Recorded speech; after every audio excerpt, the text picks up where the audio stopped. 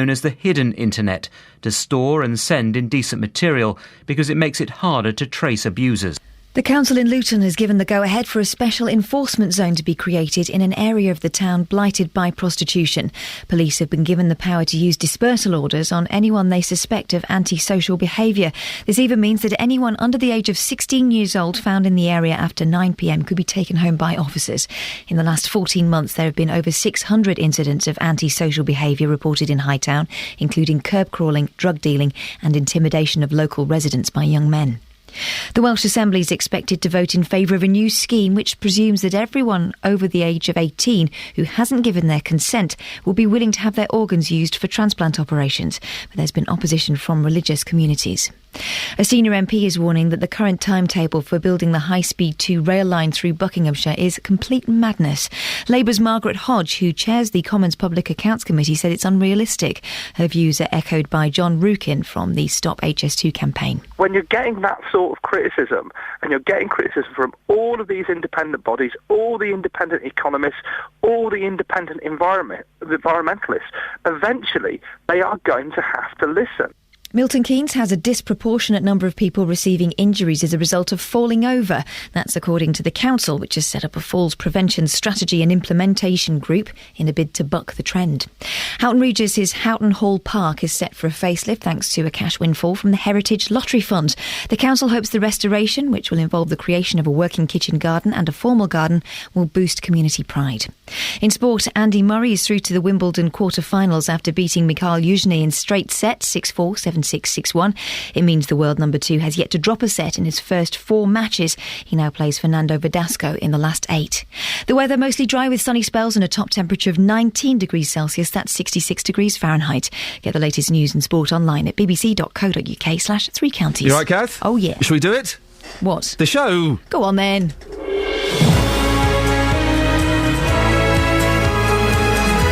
Morning, this is Iain Lee, BBC Three Counties Radio. It's Tuesday, I think? I had such a bad night's sleep. I had the eldest boy in the bed with me. Oh, it was relentless. He was having a nightmare in his room, so I went and rescued him. He was screaming, "No! Don't make me go in there, please!" And I woke him up. I said, what was going on? What were you dreaming about?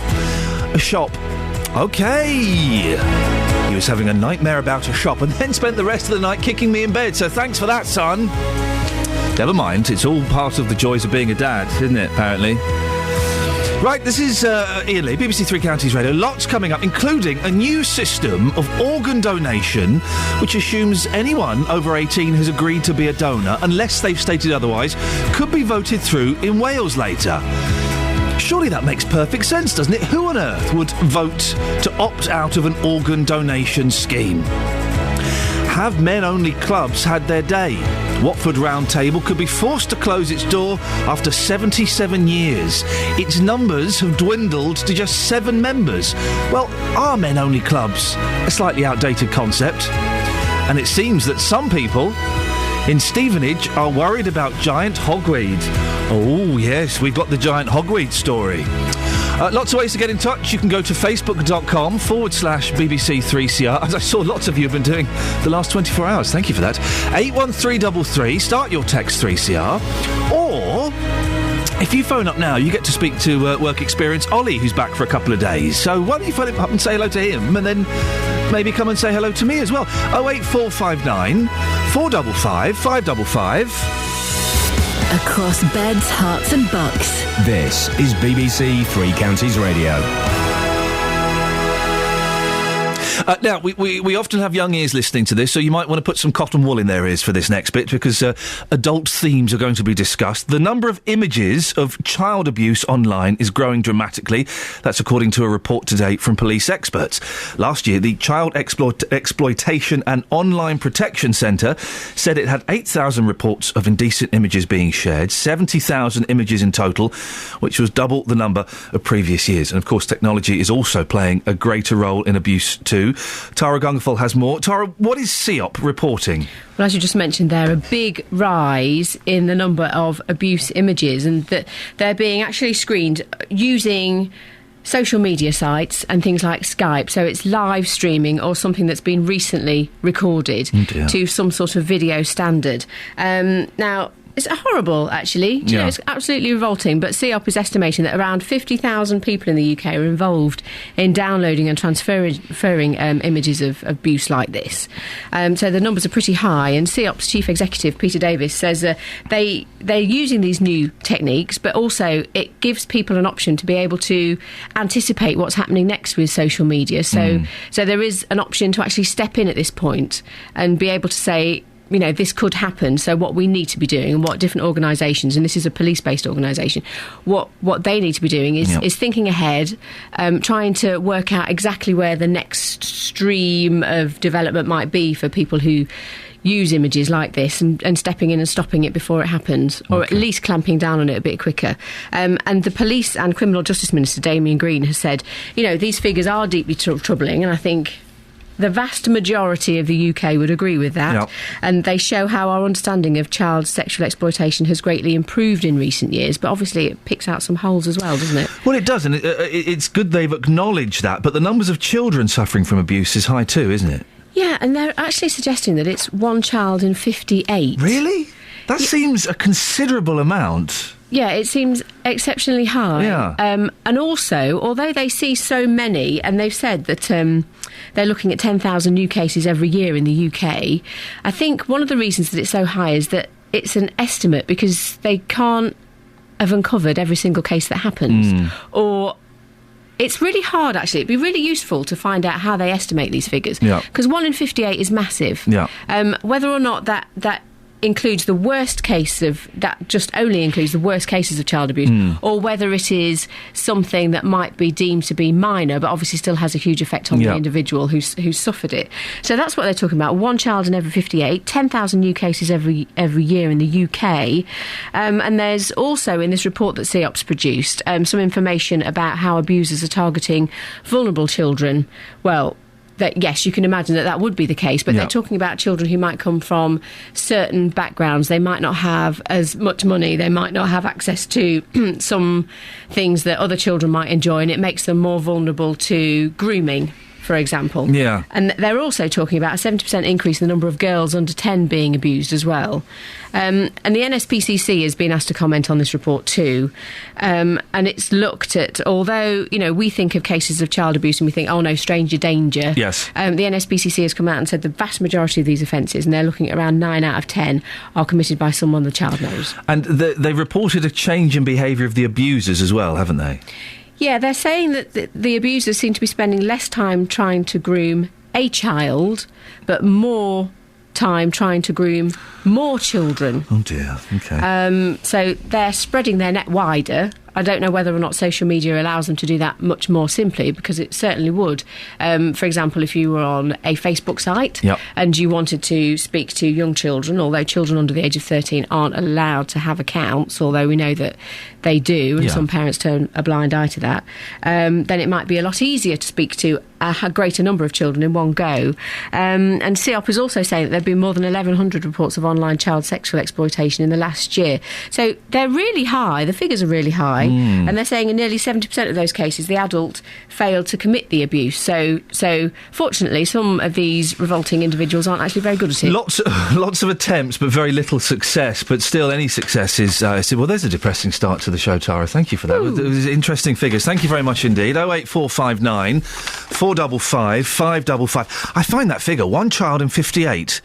will suffer actual sexual abuse before the age of 18. That's an incredible statistic. If that's true, that's amazing. Oh, dearie me. 08459 455 555 if you want to have your say on that. Or you can go to facebook.com/BBC3CR. Another thing we're talking about this morning... should we have an opt-in or opt-out system when it comes to organ donation? I think we should have an opt-out. That it's assumed that all bits of your body are up for grabs unless you've said otherwise. Who on earth would opt out of a compulsory organ donation scheme? Surely no one can disagree with that, can they? 08459 455 555.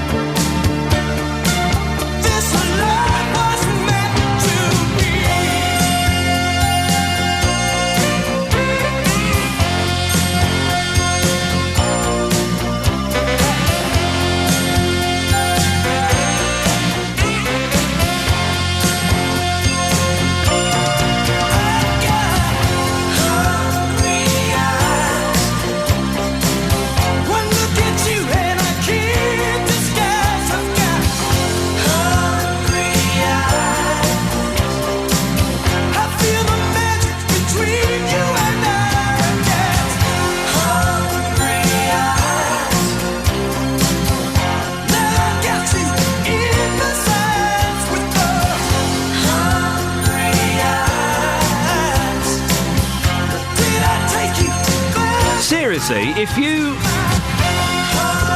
said, do you know what, no, I'm going to opt out of giving my organs for donation after I die, there's got to be something wrong with you, hasn't there? 08459 455 555. If we had an opt-out system, so it was assumed, this could be going ahead in Wales, it was assumed that everybody's organs were up for grabs unless you said otherwise, who on earth would opt out? You'd have to be pretty callous, wouldn't you? 08459 455 555 is the phone number. You can go to the Facebook page as well, if you like, facebook.com/BBC3CR, or you can send me a text, 81333. Start your text 3CR. I'm a little bit down this morning. Apart from being tired, I bought 2 new albums by two of my favourite bands, one by the Beach Boys and one by the Bare Naked Ladies. They're both a bit disappointing. They're both, the Bare Naked Ladies, listened to it yesterday and came away thinking, this is rubbish. The Beach Boys Live from their tour last year, their 50th anniversary tour, put that on the car this morning. Oh, let's just say live should be in inverted commas. A lot of studio trickery has gone into making that live album, because they didn't sound that good when I saw them. Oh, no. A lot of studio trickery has gone into that. Disappointing, Beach Boys. Right, 6:15, let's get the travel. Travel news for beds, cards and bugs. BBC Three Counties Radio. Good morning. So far today, everything looking quite good on the roads. Got no incidents to report. Traffic flowing well along the M25, even through the roadworks section between the A1M and the A10, junctions 23 and 25. Some works at the moment in High Wycombe, the A4010 Chapel Lane. Temporary traffic lights are up at the junction with the West Wycombe Road, the A40. They're going to be up for another couple of days. In Wealdstone, if you're driving down toward London, the A409, temporary lights are up for gas main work around Risinghome Road. And they're still doing some works in Kingswood, the A41, temporary lights for electricity work near Kingswood Lane. If you're travelling by tube this morning, the Metropolitan line running with minor delays between Wembley Park and Aldgate. This because of a signal failure at Neasden earlier this morning, but a good service on the rest of the line and a good service on all the other tube lines and trains running to time. Adam Glynn, BBC Three Counties Radio. Thank you, Adam Glynn. Right, 6:16, it's Tuesday, the 2nd of July. I'm Iain Lee, these are your headlines on BBC Three Counties Radio. Child protection experts say live footage of children being abused is increasingly available via the internet. The council in Luton has given the go-ahead for a special enforcement zone to be created in an area of the town blighted by prostitution. In sport, Australia rugby union captain James Horwill has been cleared to play in Saturday's deciding third test against the British and Irish Lions. The weather today for beds, hearts and bucks, mostly dry, with sunny spells and a top temperature of 19 degrees. Coming up, residents in Stevenage say they fear for children's lives as a highly toxic plant is spreading its wings around the town. Huh? We'll find out more before 6:30. BBC Three Counties Radio.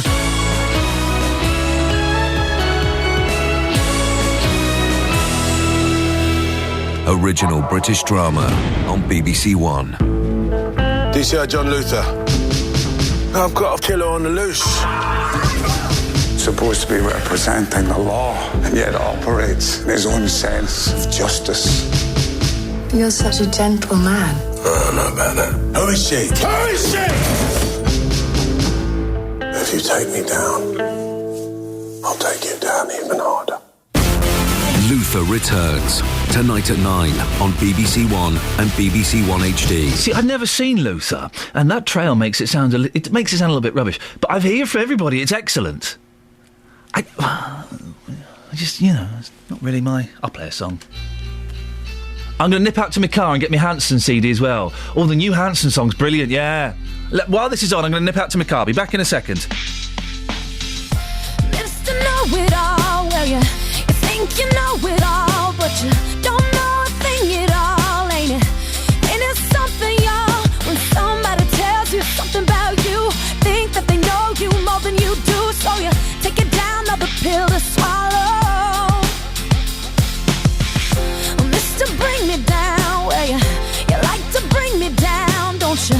But I ain't laying down, baby, I ain't going down. Can't nobody tell me how it's gonna be, nobody gonna make a fool out of me.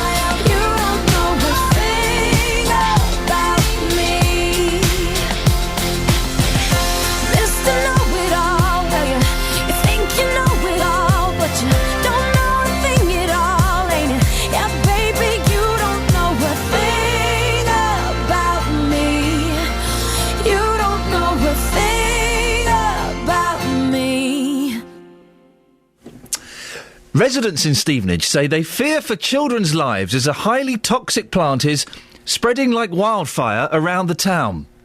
Pete Perry says the giant hogweed is still growing after 37 years.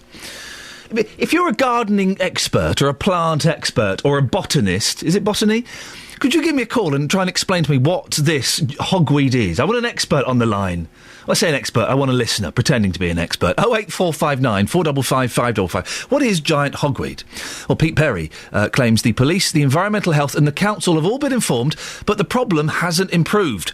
We sent our reporter, Serena Farrow, down to the site to take a look, mainly because it doesn't matter if we lose her. So, Pete, here we are, we're outside Asda, which is near to where this horrid stuff is. It is indeed, yes. North Herts College is right opposite Asda. We've got quite a few students here, so would it be harmful to them? You've only got to brush it, and there's small hairs which actually secrete a poison, an irritant. Rather harmful. It can be very, very painful. And as far as you're concerned, tell us when was the first time you complained? Way back in 75, this is what highlighted it. A boy from Stevenage actually got hospitalised for 7 years with this rash. So it's pretty serious. If you just cut it down, which the council has done before, it'll keep growing because the roots will keep growing. And then the seeds, very often they cut it down after it's flowered. The seed then will stay in the ground for 4 or 5 years before it starts coming up and flowering again and starts the cycle. We've come to the front of the college and round to the side. The college authorities have put a hedge along here to stop people getting at it, so maybe it'd be better to go into that part there. Yeah. So we've got round the other side now, and we have found that they have actually cordoned it off with a fence. But the thing is, Serena, don't forget that a kid could climb over there and get into it. Really, I don't think fencing it off is really going to cut it, to be honest. Well, I suppose because it's across from McDonald's, isn't it? So I suppose there are going to be young people hanging around and people in the area. Yeah. Describe what this weed looks like. Cow parsley. And even, you get forms of it in the garden with pretty coloured flowers on top, umbrella flowers, a lot of people call them. It is umbrella, but white. These are creamy white, aren't they? These are creamy white, and they can grow up to 10 feet tall. So you can't miss them, really. It's like a giant cow parsley. And well, it's like a little mini umbrella as well, isn't it? It kind of stalks up. Green That's right, stalk. it is. It's what they call an umbelliferous plant, which means umbrella-like. The flowers all grow on a stalk like an umbrella, but they look lovely from a distance. Umbelliferous is not a word. No, I'm not having umbelliferous. Umbelliferous? Is that really a word? I'm suspicious. That was our reporter, Serena Farrow. If you know anything about gardens and gardening and plant life, what on earth is giant hogweed? 08459 455 555, please. Now, I played this song yesterday. It's the new single by Hanson. I know. No, don't prejudge, because I tell you what, it is flipping brilliant. Have a listen to this. This is better than the new Beach Boys album, I tell you that.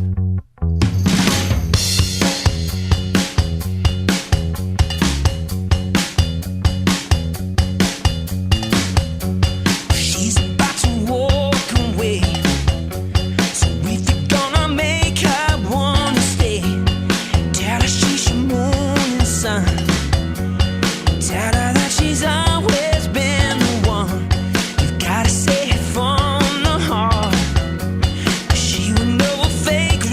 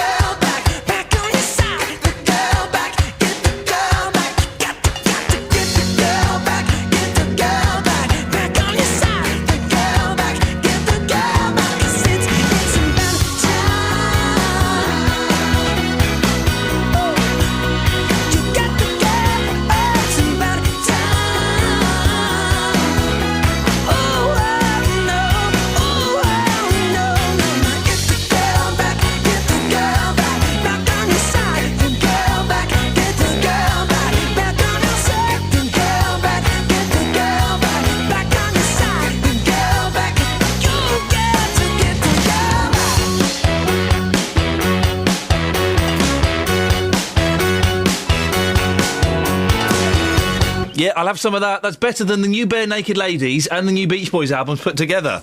Hanson, who will be coming on the show at some point, maybe this week, maybe next week. Who knows? Who knows? Morning, this is Iain Lee, BBC Three Counties Radio, 08459 455 555.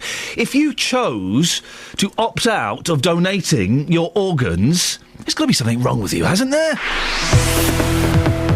Travel news for beds, cards and bugs. BBC Three Counties Radio. Still looking pretty clear on the major routes this morning. Some works that you might get caught up in. Through Bedford, there are some temporary lights along the A6 around the junction with Bromham Road. They're not in use at all times, but it could slow things down a bit. In Hitchin, the A505 roadworks at the Cambridge Road junction. Amersham and White Lion Road, the A404, temporary lights for gas main work around Loudhams Road. And in Beaconsfield on the A40, you'll find works between Lakes Lane and Piebush Lane. And from there, down the A355 does tend to get quite busy as the morning wears on. Things looking clear though on the motorways, no M1 or M25 problems, and on the trains, no issues either. Plus good news for the tubes, because the Metropolitan line is back to running a normal service after a signal failure at Neasden earlier this morning. Adam Glynn, BBC Three Counties Radio. Thank you, Adam. Speaks to you in 15 minutes. 6:30, here's the news and sport with Catherine Boyle. Across beds, hearts and bugs. This is BBC Three Counties Radio.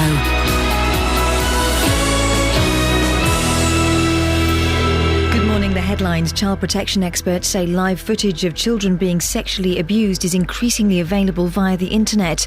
The council in Luton has given the go-ahead for a special enforcement zone to be created in an area of the town blighted by prostitution, and the Welsh Assembly is expected to vote in favour of a new scheme which presumes that anyone over 18 who hasn't already given their consent would be willing to have their organs used for transplant operations. Three Counties Sports. BBC Three Counties Radio. Let's start with rugby. Australian captain James Horwill's been cleared to play in Saturday's third and deciding rugby union test against the British and Irish Lions. Our correspondent Ian Robertson reports. There was a great deal of surprise when James Horwill was cleared after he was cited for stamping on Alan Wynne-Jones during the first test. The QC from New Zealand who heard the case concluded that on the balance of probabilities he could not find an intentional or deliberate action of stamping or trampling. The International Rugby Board appealed against this decision. Today, Graham Mew, the independent appeal officer, rejected that appeal. He stated the judicial officer was not manifestly unreasonable or clearly wrong in his decision. So James Horwill can now play in the third test on Saturday. Andy Murray will play Fernando Verdasco in the Wimbledon quarter-finals after beating Mikhail Yuzhny in straight sets. Today, it's women's quarter-final day. On centre court, the top remaining seed, Agnieszka Radwanska, takes on Li Na. That's followed by former champion Petra Kvitova against Kirsten Flipkins. Over on court one, Sabine Lisicki, who knocked out Serena Williams, plays Kaya Kanepi, while Sloane Stephens takes on Marion Bartoli. Olympic long jump champion Greg Rutherford's been responding to the criticism of his form since London last year. The Woburn Sands-based athlete finished second at the Diamond League meeting in Birmingham at the weekend, but says he's not fully fit due to fluid on the knee. It's just about trying to stimulate my body to remove it, but for whatever reason it's been really persistent and won't go. And the issue has been with that, if you look at my jumps technically at the moment, I'm not able to do the lateral step that I was doing so well last year that was helping me jump so far, and I'm having to revert back to something that I'm not comfortable with. And that's your latest news and sport. I'll be back with more at 7 o'clock. I can think of a few people, Catherine, who wouldn't mind stimulating Greg's body to remove the fluid from his aforementioned knee. Is that housemaid's knee? I don't know. It sounds a bit... Is it water on the knee? I don't know. Why don't you know? I don't, because I'm an idiot. Oh. Just pretend to be clever so the listeners think I'm cool. Oh, you're winning. Yeah, I know. Across beds, hearts and bucks. This is Iain Lee. BBC Three Counties Radio. Morning. Coming up in the next 30 minutes, Watford Round Table could be closing. It's only got 7 members. What is it? Oh, men-only clubs. Are they a little bit outdated?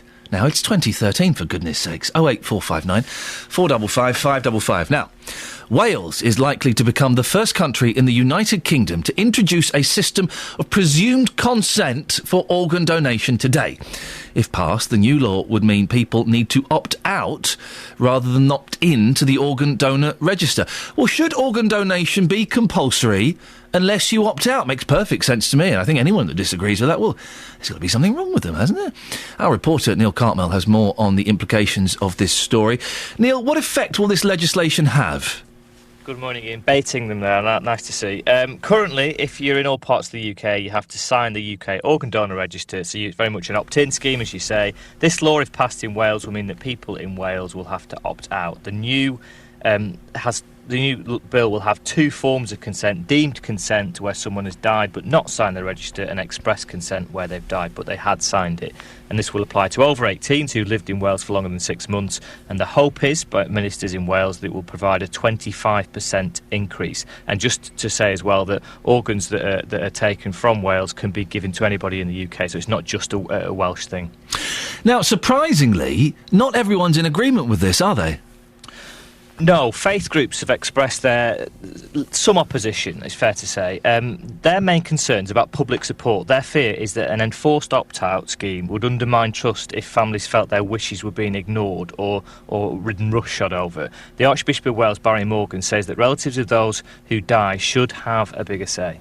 Just imagine if your distressed relatives, you've been at the bedside of a dying person for 3 or 4 days, it's not clear what the wishes are, but you don't want organ removed, then to have legislation that says they can be removed, I think is counterproductive and might result in more people opting out. So their fear, and you can understand this, is that this is a very murky discussion to be embroiled in at a very difficult and sensitive time for people. Are there measures in place to address their concerns? Yeah, I mean, at first reading, it doesn't look as if there are, but actually when you read more closely at the bill, that there is some room for manoeuvre. The relatives, or as they call it, friends of long standing, can object if they know that the deceased would not have consented. The difficulty then is you're in this murky world where you have to persuade medical staff or officials that the deceased didn't want to donate their organs. That's not really a discussion that many of us would want to have at that particularly difficult time, and that's the point that the faith groups are making at this stage. And will this new law have a significant effect, Neil? I think it will, yeah. I mean, certainly within Wales it will, but if we take it as a pilot, now it isn't a pilot, but if you were to take it that way and you imagine it was to be rolled out across the rest of the UK, when you consider that 3 people die every day in the UK because not enough organs are available, you can see already the possibility when you think that one person that dies has the potential to save or at least affect 9 lives because they can donate 9 parts of their body. You can then see that there's a huge possibility there if this law were to come into force elsewhere as well as in Wales. Neil Cartmell, thank you very much indeed.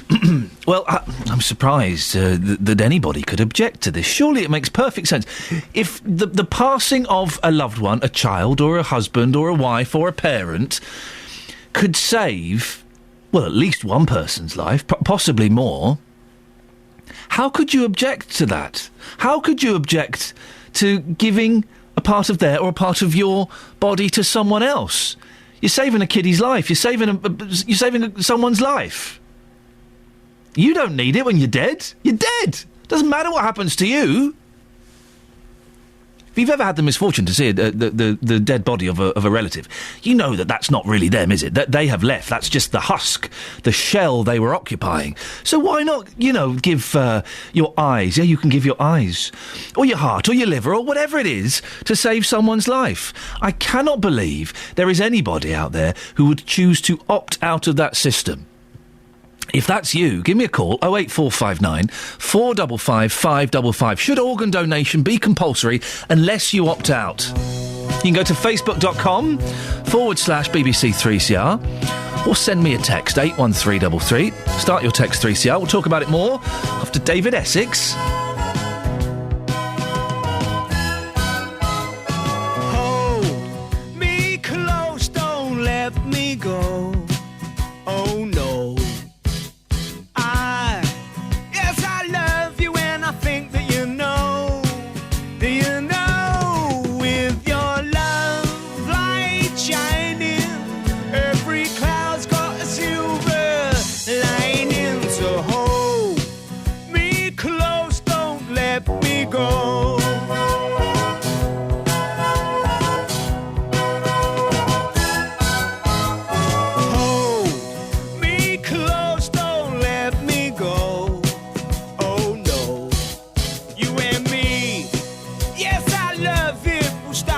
Show.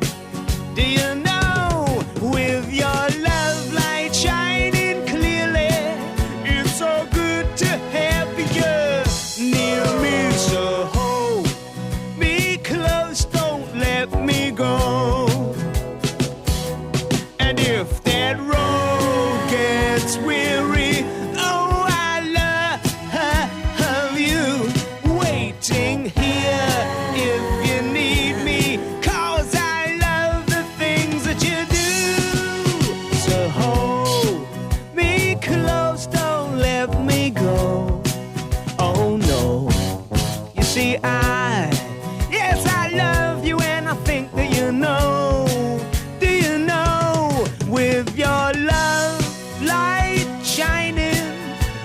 Every cloud's got a silver lining, so hold me close, don't let me go.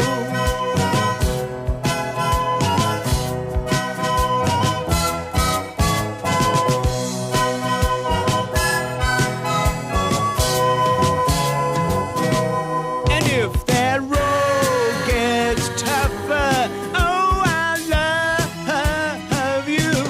No, I'll never let you suffer, 'cause I love the things that you do. So hold me close, don't let me go. Oh no, you and me, yes, our love, it will grow and grow. Do you know, with your love light shining, every cloud has a silver lining. So hold me close, hold me close, hold me close, don't let me go.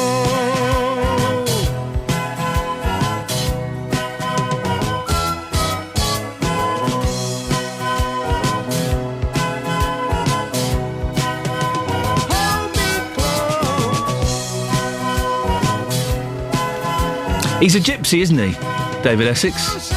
Comes from gypsy stock, he does, yes. Made the waistcoat and the neckerchief very fashionable in the 70s. I like a bit of David Essex, he's good, isn't he? He's good, David Essex. Just when you thought the government might have stopped talking about HS2 for a bit, remember HS2? Remember that? Well, a senior MP is warning that the current timetable for building the rail line is complete madness. The government is confident that parliamentary approval for the project can be achieved by March 2015, so that construction work can get underway the following year. But Labour's Margaret Hodge, who chairs the Commons Public Accounts Committee, says it's unrealistic and will take longer than the 3 years which were needed to approve Britain's first high-speed rail line, the Eurostar route from London to the Channel Tunnel. This time round, you're dealing with, every aggrieved person in Hampstead, right through every constituency. You're absolutely joking that you'll get it by 15. It's a complete madness. Don't you understand that? It's just unrealistic. She was speaking as her committee questioned bosses from HS2. The top civil servant at the Department for Transport, Philip Rutnam, was also being grilled. Mr Rutnam insisted the timescale for getting the project approved by Parliament is realistic, although he admitted it could be tight. I think it definitely is a challenging timetable. It is clearly a matter for... You honestly believe you'll keep to it? You honestly believe it? It is clearly a matter for both Houses of Parliament and the Select Committee how long the hybrid bill takes. He also said that commuters into London from the three counties could be left stranded on platforms unless HS2 goes ahead. He says it's needed to relieve pressure on the West Coast Main Line and that the southern part of the line could reach a crunch point. Unless we deal with the capacity issue that we're going to face on our rail network, what we will find is that the commuters will not be able to get into London. They will be left standing at the stations on the southern half of the West Coast Main Line. Well, last week the government announced a multi-billion-pound contingency fund to cover the project going over its original budget. It means the amount of public money set aside for the HS2 has gone up from £33 billion to more than £42 billion. But the MPs wanted to know whether the costs could rise even further. The General Director of High Speed 2, David Prout, indicated that the contingency fund would not cover a delay in the start of construction work. Oh, hang on a second. There's your 5% chance that we were told about last week. He confirmed it wouldn't cover the cost of changing the planned route to include any extra stations or tunnels. Well, there you go. That's some contingency fund that doesn't cover every contingency. That's terrible, isn't it? Well, we'll keep you up to date with what happens on that. Hogsweed. What on earth is hogsweed? Some people in Stevenage, I think, are terrified about it. Brian says, you cannot mow hogweed or cut it as it will grow again and put people in danger. What danger does it put them in, Brian? Is this like a triffid? Because the triffids, wouldn't the triffids, they would squirt a poison at you then eat you? Is that it? If you get exposed to hogsweed, wash and put sun cream on. What we need to do, Sophie Solari is our report. We need to rub hogsweed on Sophie. We need to. Because it's our duty as the BBC to discover these things for you, to inform and educate in an entertaining way. And the way we'll do that is we'll strip Sophie to her grollies and we will rub hogsweed on her. That means underpants, doesn't it? I think it does, or have I said something vulgar? Didn't mean... I thought it meant underpants. And we will rub her with hogsweed. That's going to come up in the next hour, I promise you. Travel news for beds, cards and bugs. BBC Three Counties Radio. Traffic starting to hit the roads, the M25... Or we can strip Adam Glynn to his grollies and rub hogs... Oh, my mic's on, I do apologise, sorry. I'd like to see you try. Well, that sounds like a challenge, Adam. It does, doesn't it? Yes. See you in a bit. M25, anti-clockwise. It's building up Waltham Abbey to Enfield Junction 26 to 25. You've got delays coming in toward London through Boreham Wood on the A1. Queues already from Stirling Corner down to Apex Corner. And a little bit slow in the Bricket Wood area on the A405, the North Orbital Road, as you come down toward the M25 at Junction 21A. But generally, things are looking fine. Speed sensors aren't picking up any problems anywhere else. It's still looking clear on the A1 down from St Neots toward the Black Cat roundabout. No problems yet this morning through Bedford or Milton Keynes. And the A5 through Dunstable's running nicely. No delays for the trains, no delays for the tubes. Adam Glynn, BBC Three Counties Radio. Thank you, Adam. It'd be like that scene in Women in Love, wouldn't it? Right, 6:46. It's Tuesday, the 2nd of July. I'm Iain Lee. These are your headlines on BBC Three Counties Radio. Child protection experts say live footage of children being abused is increasingly available via the internet. The council in Luton has given the go-ahead for a special enforcement zone to be created in the town's red light district. In sport, the tyre manufacturer Pirelli will conduct tests on a current car in a bid to allay safety fears following a series of blowouts at the British Grand Prix this weekend. Coming up before 7 o'clock, are men-only clubs like the Round Table a thing of the past? We'll talk about that and more, but before that, let's get the weather. It's Kate Kinsella. Beds, hearts and bucks weather. BBC Three Counties Radio. Good morning. Well, there's a little more in the way of cloud around compared to yesterday morning, but we're seeing a little bit of sunshine through it. Unfortunately, the holes in the cloud at the moment will quite quickly be filled in with increasing cloud. Now, there are one or two spots of rain out there, but for the most part, it's looking like it should stay dry through the course of the day. It's overnight tonight where we'll start to see the rain arrive. It's becoming a little bit breezy later on this afternoon. At the maximum temperature around 19 Celsius, 66 degrees in Fahrenheit. Now, overnight, the rain will arrive from the west. It will become more widespread, and we could get some heavier bursts in there as well. Now, it's overnight. Good news for gardens if you need some rain out there. But the minimum temperature, 12 Celsius, 54 degrees in Fahrenheit. Towards dawn tomorrow morning, this rain is going to turn back to light patchy rain and drizzle, and it will move away quite quickly. And after that, it's an improving picture, gradually becoming brighter, some sunny spells, and the temperature getting up to around 21 Celsius through tomorrow. For the rest of the week, Thursday there's some rain first thing, but it's an improving picture. Friday, a ridge of high pressure, and the weekend is potentially looking very nice. That's your forecast. Thank you very much, Kate. On the subject of presumed consent, which means that you would have to opt out, it would be assumed that your organs were up for donation if you died unless you opted out. Martin on Twitter, who normally sends a lot of offensive nonsense, but has actually tweeted something quite good today. Surely if you opt out, you should also opt out of receiving organs. Kind of makes sense, doesn't it? 08459 455 555. If you've got a problem with a company, a council or an organisation, there's one man you should come and speak to. You've got a problem with a mattress, I gather. Tell me all about it without naming any company name. Jonathan Vernon Smith. Well, every time she tried to book, the trip was cancelled because of adverse weather. The JVS show fights for your rights and tackles your consumer problems. Said send the receipt off and you'll get the cheque in the post. If you need our help, I went to speak to the man that runs this golf club. Email jvsshow@bbc.co.uk. I'm just very pleased that you've got the money. And we could do the same for you. Thanks ever so much, Jonathan. The JVS Show on BBC Three Counties Radio.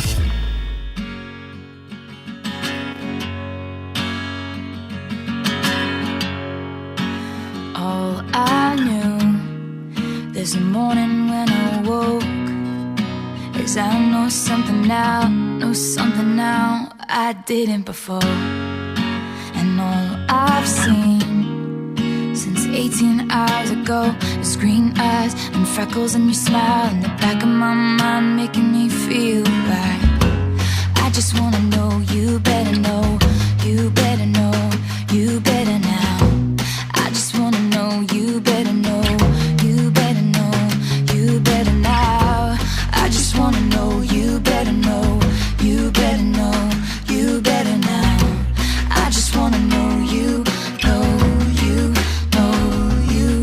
'Cause all I know is we said hello, and your eyes looking like coming home. All I know is a simple name, everything has changed. All I know is you held the door, you'll be mine and I'll be yours. All I know since yesterday is everything has changed.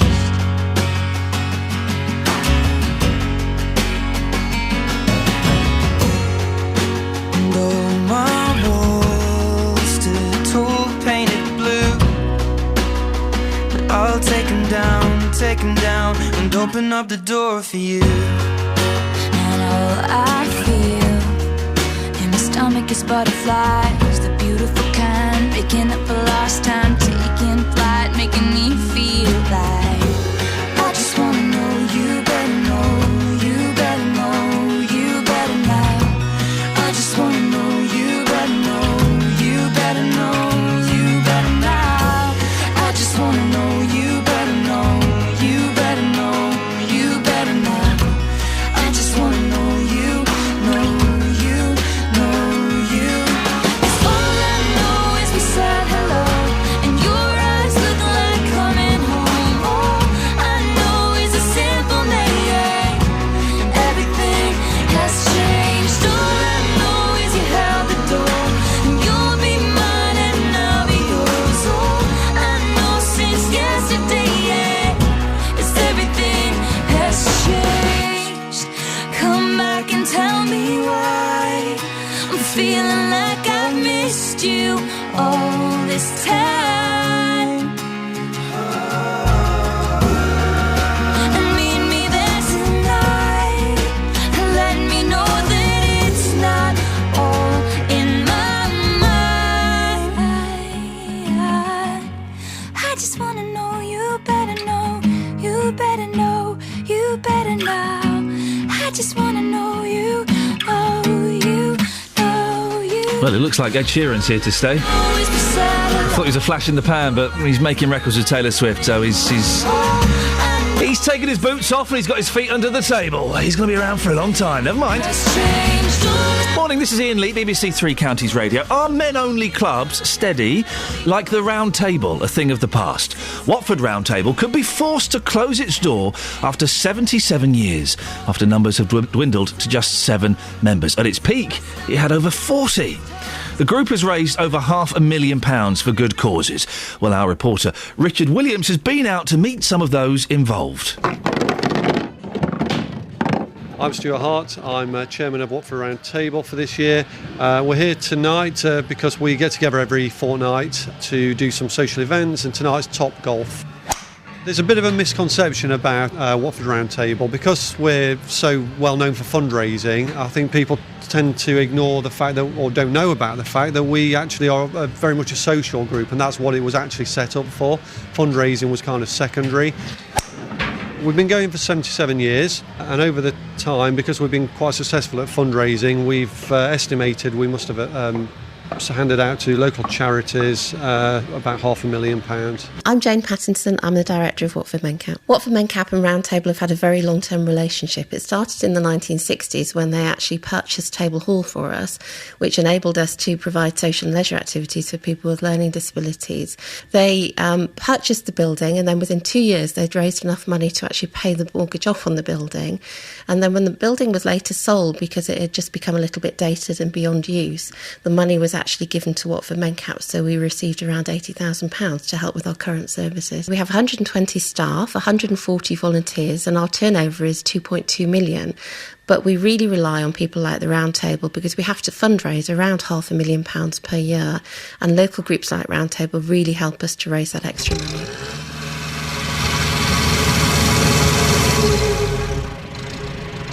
Reach Out Plus is a charity which has benefited from Watford Round Table's help.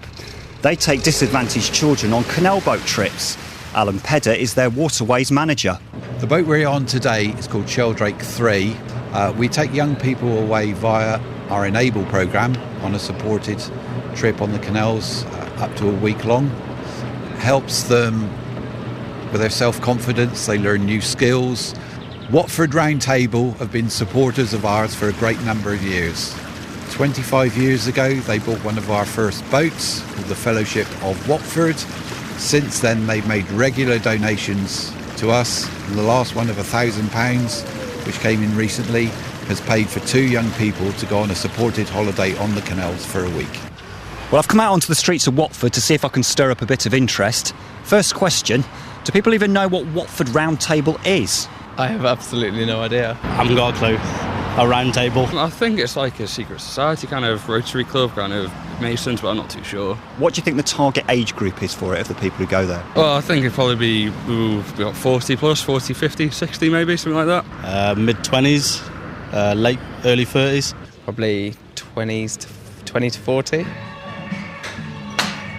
The membership issue is quite frustrating. We're down to about 5 active members, 7 actual members. We do need to get our name out there again and get members in because it would be quite sad for us and the community to lose Round Table. Well, that was our reporter, Richard Williams. Rob Davis is the newest member of Watford Round Table. He's on the line now. Good morning, Rob. Morning, how are you doing? Yeah, I'm fine, thank you. When did you join, Rob? I joined about 8 or 9 months ago, just after I moved to Watford. And why did you join? Well, I mean, I moved down here from the north. In fact, it was a year ago yesterday. And when I came down, I pretty much didn't know anyone in this end of the country. So it was a good opportunity for me to start meeting new people and getting involved in the community, really. Rob, I don't know if you've just moved, but could you go back to where you were? Just the line's breaking up ever so slightly. I'm keen to hear what you have to say. Is the problem a lot of the people don't know what the Round Table is? They think it's kind of affiliated with the Masons or something. Yeah, probably a slight misconception, I guess. It's nothing like that at all. I mean, obviously we know the Masons are well known for being a secretive organisation and silly handshakes and all this kind of business, but we're nothing about that. It's a very, it's much more of an open group. We're not secretive about what we do in the slightest. It's about getting people involved in what we're doing, having a good time with friends, meeting new people, and ultimately giving something back to the community alongside if we can. With things like Facebook and Twitter and the evolving world we're in, do you think groups like the Rotary Club and Round Table, that they've actually had their day? No, not at all. I mean, I think when we've started to embrace things like Facebook and Twitter in recent times, I guess they go alongside what we do. I mean, you've got to remember that the social networks are great, but they're an online environment, whereas we're a real-world environment where real people stood next to each other, having a good time and doing something good. And how are you going to get more members in, Rob? What's the plan? Well, it's early days for us, really. We've started to recently look at how we can start expanding the table. I mean, it's like you heard Stuart talking before. Numbers have started to dwindle. So we spoke to the Watford Observer recently, who were very helpful in trying to get the word out there. And of course, I'm talking to you now, and so we're starting to look at new ways to let people know what it is we're about and get people involved. But there's a lot of hard work to do, really. Rob, I wish you the best of luck. If you do want to expand the table, you can get those tables. We've got one at home where you can pull it and the middle bit kind of comes out a little bit. It's Rob Davis from Watford Round Table. Travel news for beds, cards and bugs. BBC Three Counties Radio. Patches of slow traffic on the M25. Anti-clockwise, it's looking heavy from Waltham Abbey at junction 26 through to 25 at Enfield, so that's as you come into the roadworks. Past the A10 there. Once you get into the roadworks section, obviously it is slow, but it's not looking too bad. It's looking busy though from the M1 to Kings Langley, junction 21 to 20, and you'll also find it slow from Maple Cross to the M40, junction 17 to 16. Queues on the A1 through Boreham Wood. Along the Barnet bypass, you'll find it busy from Stirling Corner toward Mill Hill Circus. Everything else, though, looking at the speed sensors, seems to be running well. We have no delays on the A1M as yet. Everything running nicely on the M40. And on the trains and tubes, no reported problems. Adam Glynn, BBC Three Counties Radio. Thank you very much, Adam. Lots coming up in the next hour of the show, including if you chose to opt out of donating your organs after you died. Well, I just can't understand why anybody would do that. Here's Catherine. On FM, AM, online and digital radio. This is BBC Three Counties Radio.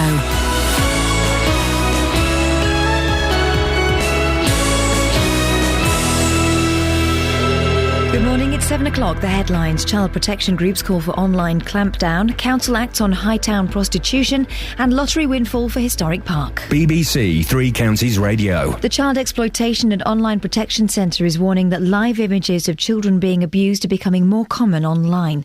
Experts say families from overseas are often paid to set up access via webcams, with organised crime groups sometimes involved.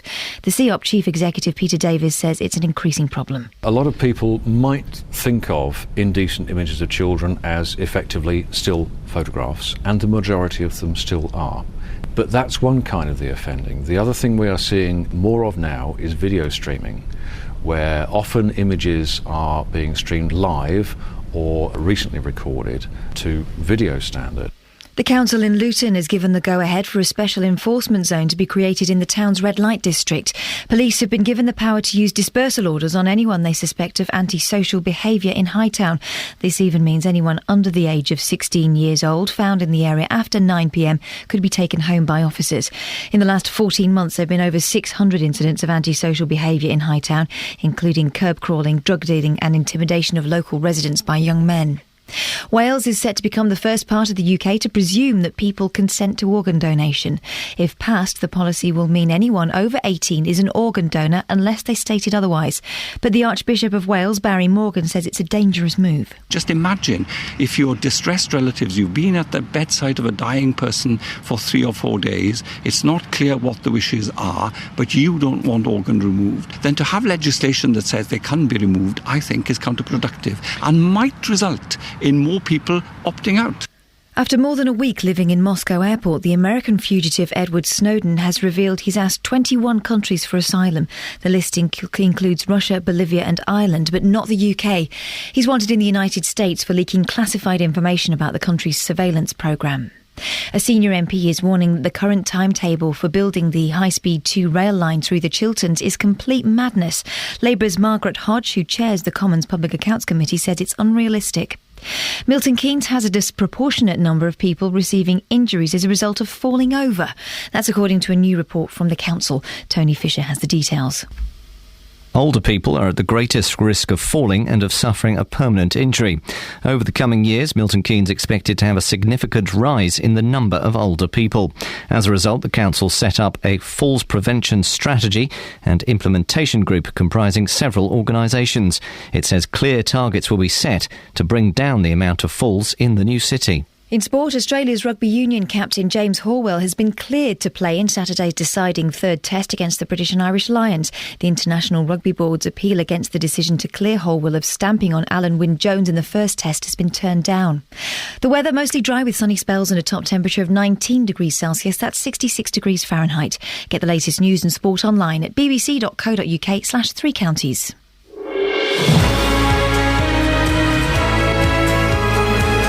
Morning, this is Iain Lee, BBC Three Counties Radio. Lots to talk about. I'll give you the ways you can get in touch in a few seconds. First of all, a new system of organ donation, which assumes anyone over 18 has agreed to be a donor unless they've stated otherwise, could be voted through in Wales later. Well, who on earth would opt out of an organ donation scheme? I can't think of anybody that would. Have men-only clubs had their day? Watford Round Table could be forced to close its doors after 77 years.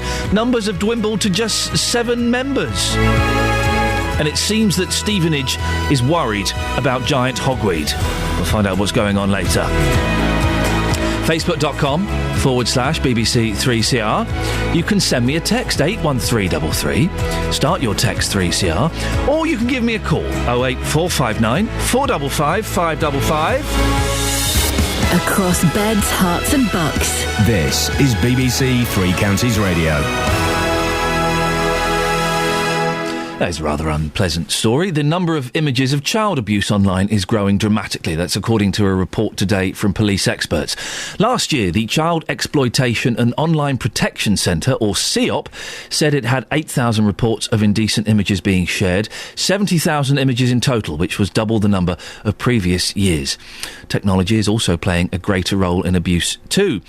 Well, I'm joined now by Chief Executive of the National Association of People Abused in Childhood.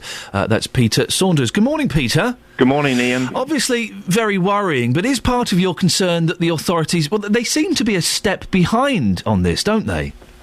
Well, on the new technology, yeah. You mean, Iain? Well, absolutely. And abusers, perpetrators of abuse, have always been very adept at keeping one step ahead of detection and authority. So I think it's a good wake-up call to the nation that we need to do more to prevent this vile crime. We certainly need to invest more in our policing and CEOP particularly, so that these kind of crimes can be investigated. And at NAPAC, as I think we've discussed before, every day we hear from the victim survivors about the devastating consequences of these vile crimes. So I think in the wake of the Jimmy Savile sort of wake-up call, if you like, to what is going on to our children in this country, the CEOP report, which I've just looked at earlier, is yet another sad indication of how much work we've got ahead to do to protect our children, Iain. If we're constantly behind, the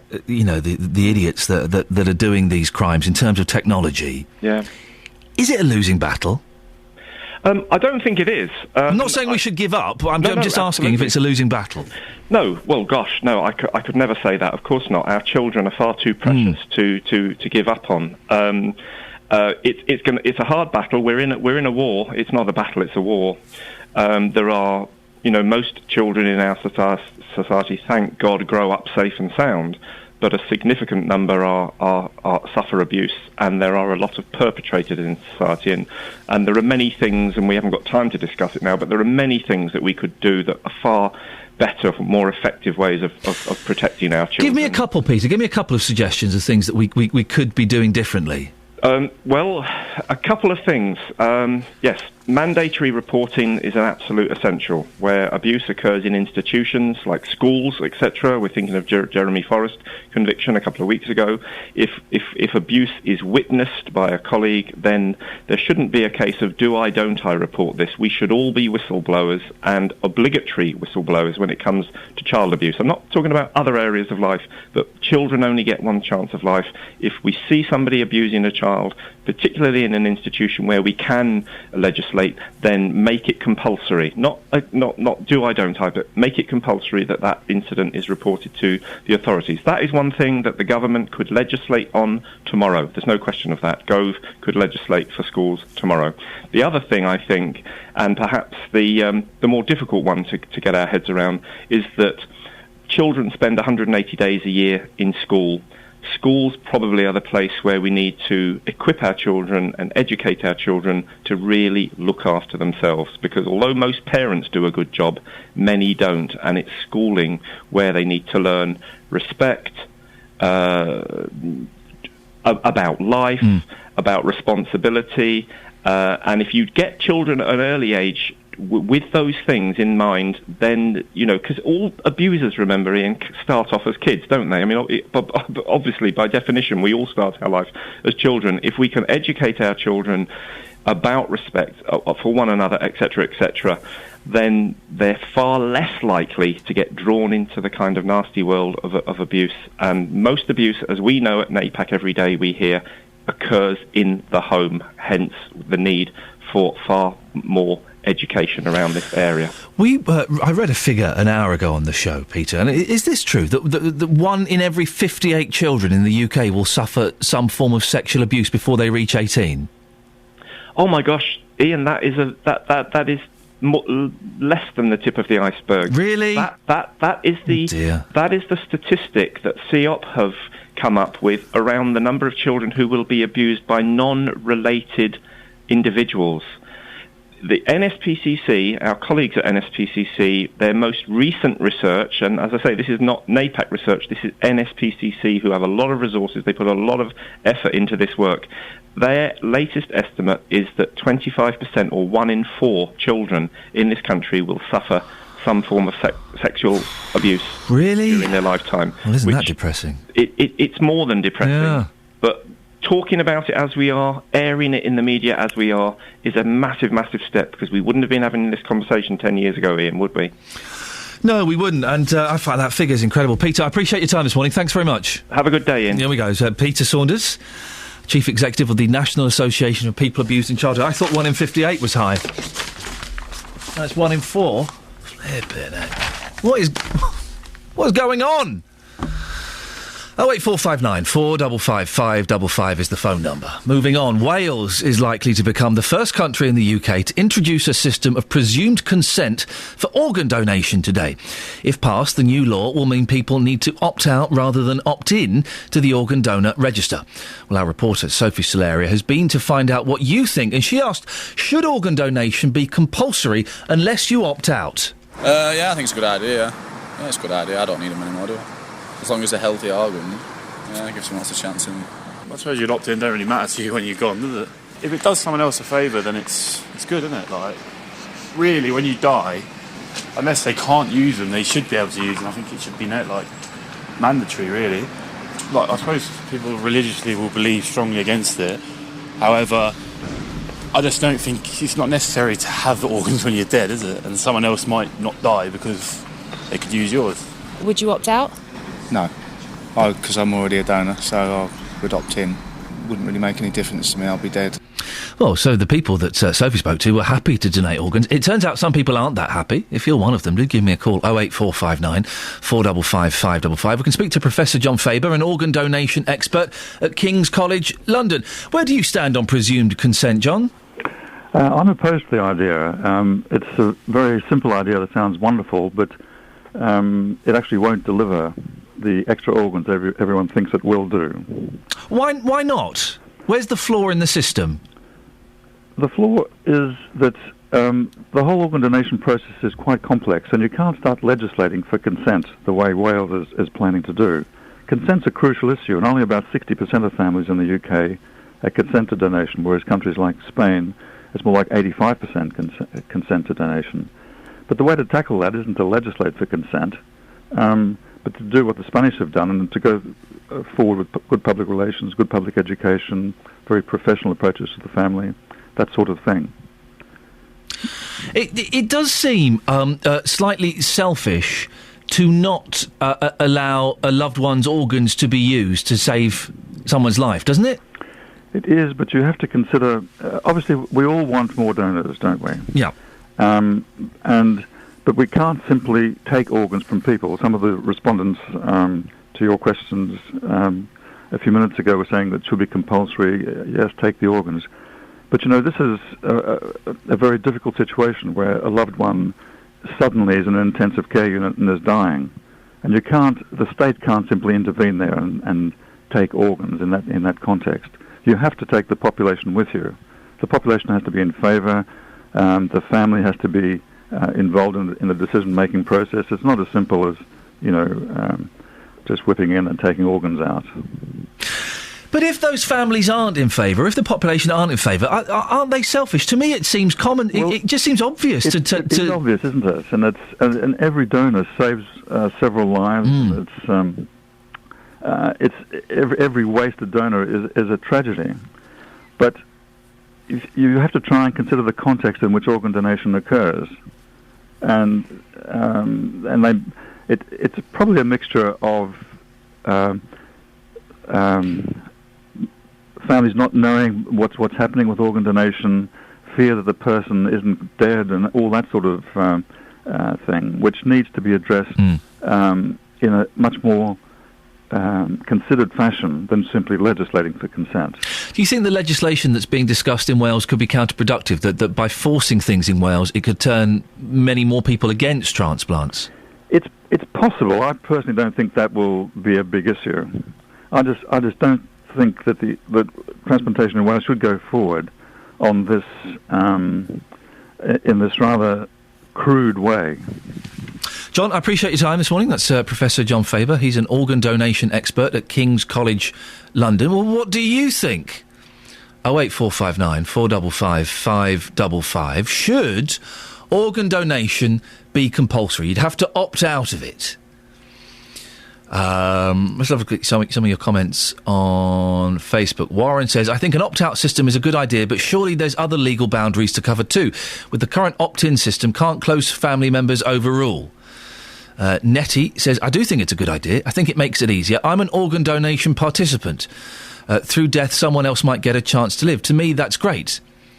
Mark says, the question I have is, how do you opt out? And Shirley says, not against the idea. However, having had cancer, I'm not allowed to donate blood anymore. Presume all the tests would have to be done. Well, they do test you, don't they? Make sure you haven't got the lurgy or anything before they wouldn't put an untested kidney in someone that wanted it. 08459 455 555. I'd love to talk to you. This could be a little bit tricky, I appreciate that, but if you or someone you love has received an organ and has lived because of it, give me a call. Or if you've lost a loved one and just after they died, a doctor came in and said, well, I was just wondering what your thoughts were on organ donation. If you had to give the loved one's organs away or refuse to, could you give me a call? 08459 455 555. Right, 7:16. Travel news. Adam Glynn. Travel news for beds, cards and bugs. BBC Three Counties Radio. Thanks, Ian. M1 southbound looking slow from the Luton Airport junction 10, down toward Redbourne at junction 9 for the A5. That's being picked up by the speed sensors there. Looks like not a massive queue, a short queue starting to form along that stretch. Really, the rest of the M1's looking fine. No delays yet on the A1M. It's looking pretty OK past Stevenage still. And the M40 is running well to and from London. But the M25 is slowing up in a few spots. Anti-clockwise, the delays now start back at the M11 in Essex, junction 27, round to 25 at Enfield, so into the roadworks from there. Then from the M1 to Kings Langley, junction 21 to 20. And from Watford to the M40, junction 19 to 16. And if you're driving in toward London on the A1 through Boreham Wood, you've got queues as you come from Stirling Corner down toward Mill Hill Circus. Train departure boards showing no problems, nothing running more than a couple of minutes late, and there are no issues reported for the tubes. Adam Glynn, BBC Three Counties Radio. Thank you, Adam. Right, 7:17. It's Tuesday, the 2nd of July. I'm wearing a short-sleeved shirt, and these are your headlines on BBC Three Counties Radio. The Child Exploitation and Online Protection Centre is warning that live images of children being abused are becoming more common online. Luton Borough Council will use dispersal orders to crack down on prostitution and drug abuse in Hightown. In sport, James Horwill is available to captain Australia in Sydney's Test match against the British and Irish Lions after being cleared of stamping on Alan Wynne-Jones in the first Test in Brisbane. The weather today for Beds, Herts and Bucks, mostly dry with sunny spells and a top temperature of 19 degrees. Coming up, as of today, the airline EasyJet has changed the rules for cabin baggage. They've made it bigger. I'm only joking, they've made it significantly smaller. BBC Three Counties Radio.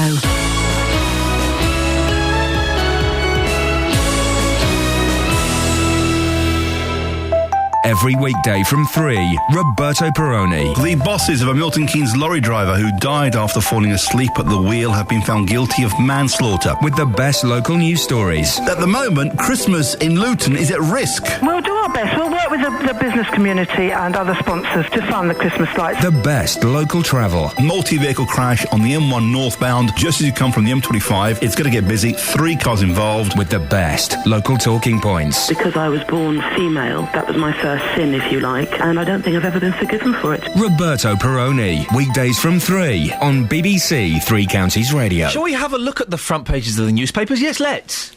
Let's do it at a leisurely pace as well, shall we? We've been rushing all over the place this morning. Let's just calm down a little bit, shall we? By the way, the rabbit's doing very well. Thank you for asking. The rabbit's doing excellently. Although, we're kind of a gardening tip this morning with the hogweed. If you've ever had an encounter with hogweed, 08459 455 555. My broccoli is overrun with caterpillars. Like hundreds of caterpillars, to the point where even I turned over a new leaf and went, oh! I took a step back. It was covered in caterpillars. Horrible. And I'm not that squeamish around caterpillars. I can dig caterpillars. Not these ones. Is this common? Is this a phenomenon that's happening at the moment? Caterpillar infestation. Well, let's see if it's on the front pages of the papers. 08459 455 555. The Independent. Egypt in crisis. Army gives president 48 hours. Will they make up their mind over there? This fella's only been in power a year. You kicked out the last fella. You voted for this one, and now it's all kicking off again. I don't quite understand what's going on. They're not happy with the Muslim Brotherhood. But hang on a minute. This is what you campaigned about a few years ago, to get rid of that other fella. Then you voted in this fella. I'm obviously... Listen, I don't claim to know what's going on in Egypt. I'm obviously missing something. But if someone could explain it to me. Education for sale, says the Independent. Gove plans to let firms run schools for profit. Oh, that's going to be a great idea, isn't it? Academies and free schools should become profit-making businesses that use hedge funds and venture capitalists to raise money, according to private plans being drawn up by the Education Secretary, Michael Gove. Yes, because hedge funds and venture capitalism, that never lets people down, does it? That's always successful. That's always a guaranteed investment.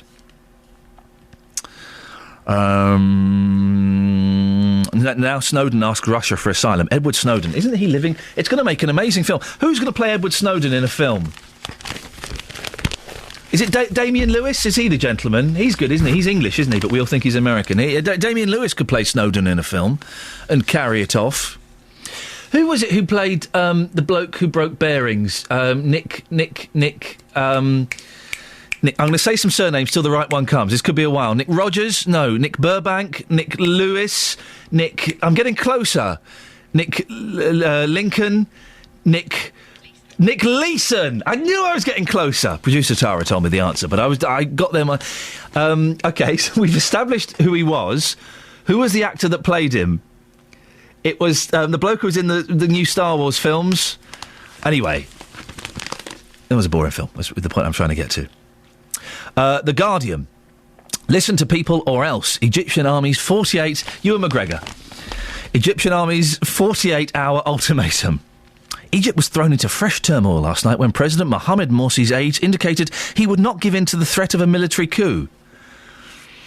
Obama scrambles to limit crisis amid... this is a great one. Obama scrambles to limit crisis amid EU outrage over bugging. Merkel and Hollande want answer. So it's come out America has been bugging Europe. Who'd have thought it? What a surprise.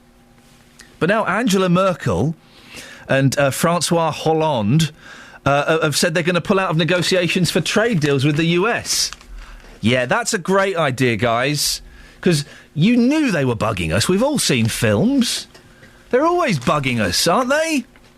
08459 455 555. We'll do the rest of the papers. I'm a couple of papers short, but we'll do the rest of the papers in a little bit. Because here's an important story. If you're off on your holidays with EasyJet this summer, well, you better pack lighter as of today. The airline has changed the rules for cabin baggage. Instead of measuring the weight of your bag, you'll be checked in according to size, and the size is now smaller. If you get it wrong, guess what? You will have to pay. But with us now is Marketing Director for EasyJet, Peter Duffy. Peter, explain exactly what the difference is. Well, that's not quite true, Ian. There's been no change to our cabin baggage policy. The size of the bag is smaller, isn't it? No, you can still bring your bag up to 56, 45, 25. But you might have to pay more for it. Not at all, no. Well, let's hear the difference then. So what happens is on certain of our busier flights, if everybody brings a bag of that size, then we simply can't fit them all into the cabin. So we have to take some of them and put them in the hold. We do that free of charge. OK. But if you're planning to use the things in your bag, perhaps they're valuables or electronic equipment you want to use on a flight, that can be really irritating for customers. So what we're saying is, if you know that you want to use the things during the flight and you want to guarantee that bag stays with you, then the one way to do that is to bring a slightly smaller bag of 50, 40, 20. So we'll still accept the bigger bags, and there'll be no change to that policy at all. But just if you want to travel with it, absolutely, and be really sure that it can't be taken off you at the gate, then that's the thing to do. So, and there will be no charge for putting that bag into the hold? Not if it's up to our maximum size of 56, 45, 25, which is one of the most generous sizes in the industry. And you can still take another suitcase as well? And you can put a bag in the hold as normal, yeah. So you can have 2 bags in the hold? You can put bags in the hold, and you can have that cabin bag with you as well. Yeah. Well, there we go. That's the end of that story then. So we were sold a pup there, I believe. Thank you very much, Peter. So not much of a change at all. I wouldn't bother typing that question. He's gone. No story there whatsoever. Thanks, guys. Thanks for sorting that one out. Whoever booked that, you're fired. Back to the front page of the newspapers.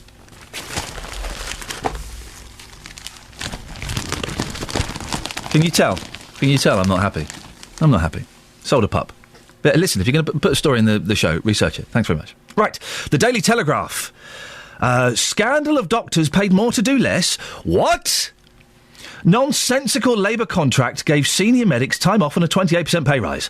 Senior hospital doctors have received pay rises of up to 28% following the introduction of a nonsensical contract that allows them to refuse to work in the evenings and at weekends, a report warns today. There's a lot of flack, I believe is the word, being aimed at doctors at the moment. Do you think this is a government sabotage to try and upset them? I think doctors, for the most part, there are some idiots, let's be honest. And who knows what happened in that doctor's surgery in Milton Keynes. We've heard rumours. We'll get to the bottom of it. But most doctors are pretty good, all things considered.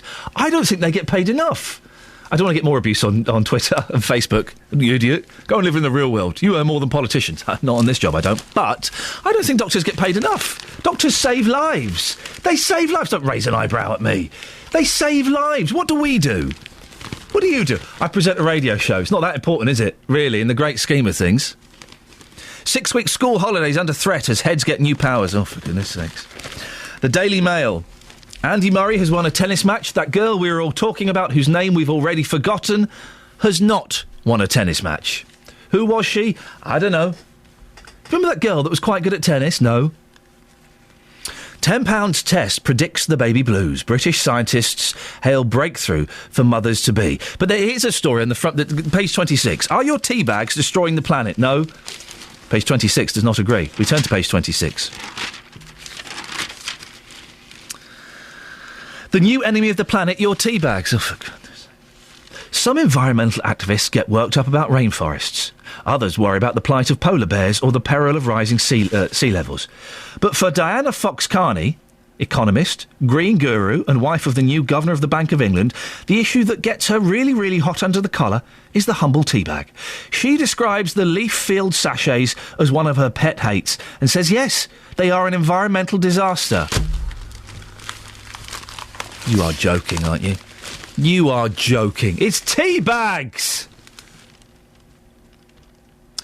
Yes, they can be pretty and convenient, she says on her blog, but do we really need an extra 40 centimetres squared of bleached and printed paper with every cup of tea? Yes, we do. It's a tea bag. Not getting rid of that, love. The Daily Express. Free banking to be scrapped. Meddling EU's plan will send charges soaring. And The Sun... Wow, this is the front page of The Sun. Have you seen this? Ramadama-ding-dong. Ramadama-ding-dong. Muslim call to prayer on TV. Shock horror. Channel 4's daily broadcast. Stunt could inflame tension. This is the Channel 4 stunt.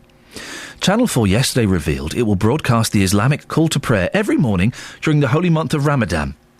Shows will be interrupted for the chant. Last night, Channel 4 was accused of a cynical publicity stunt which could inflame community tensions. How? How is that going to inflame community tensions?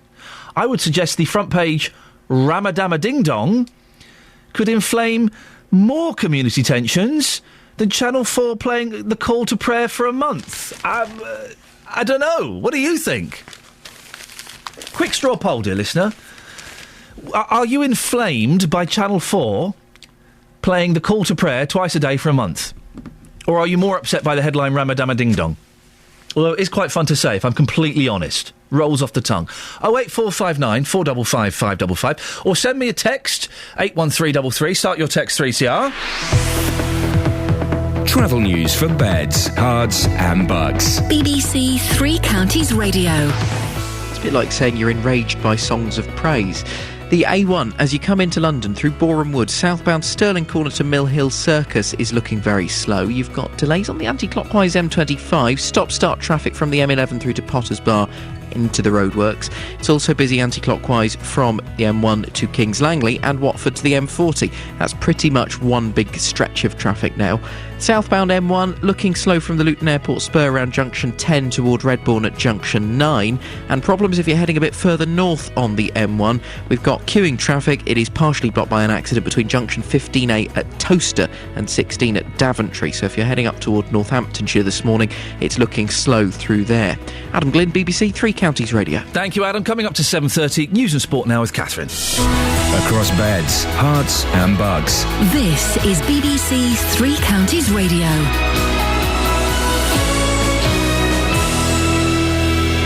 Good morning. The headlines. The Child Exploitation and Online Protection Centre is warning that live images of children being abused are becoming more common online.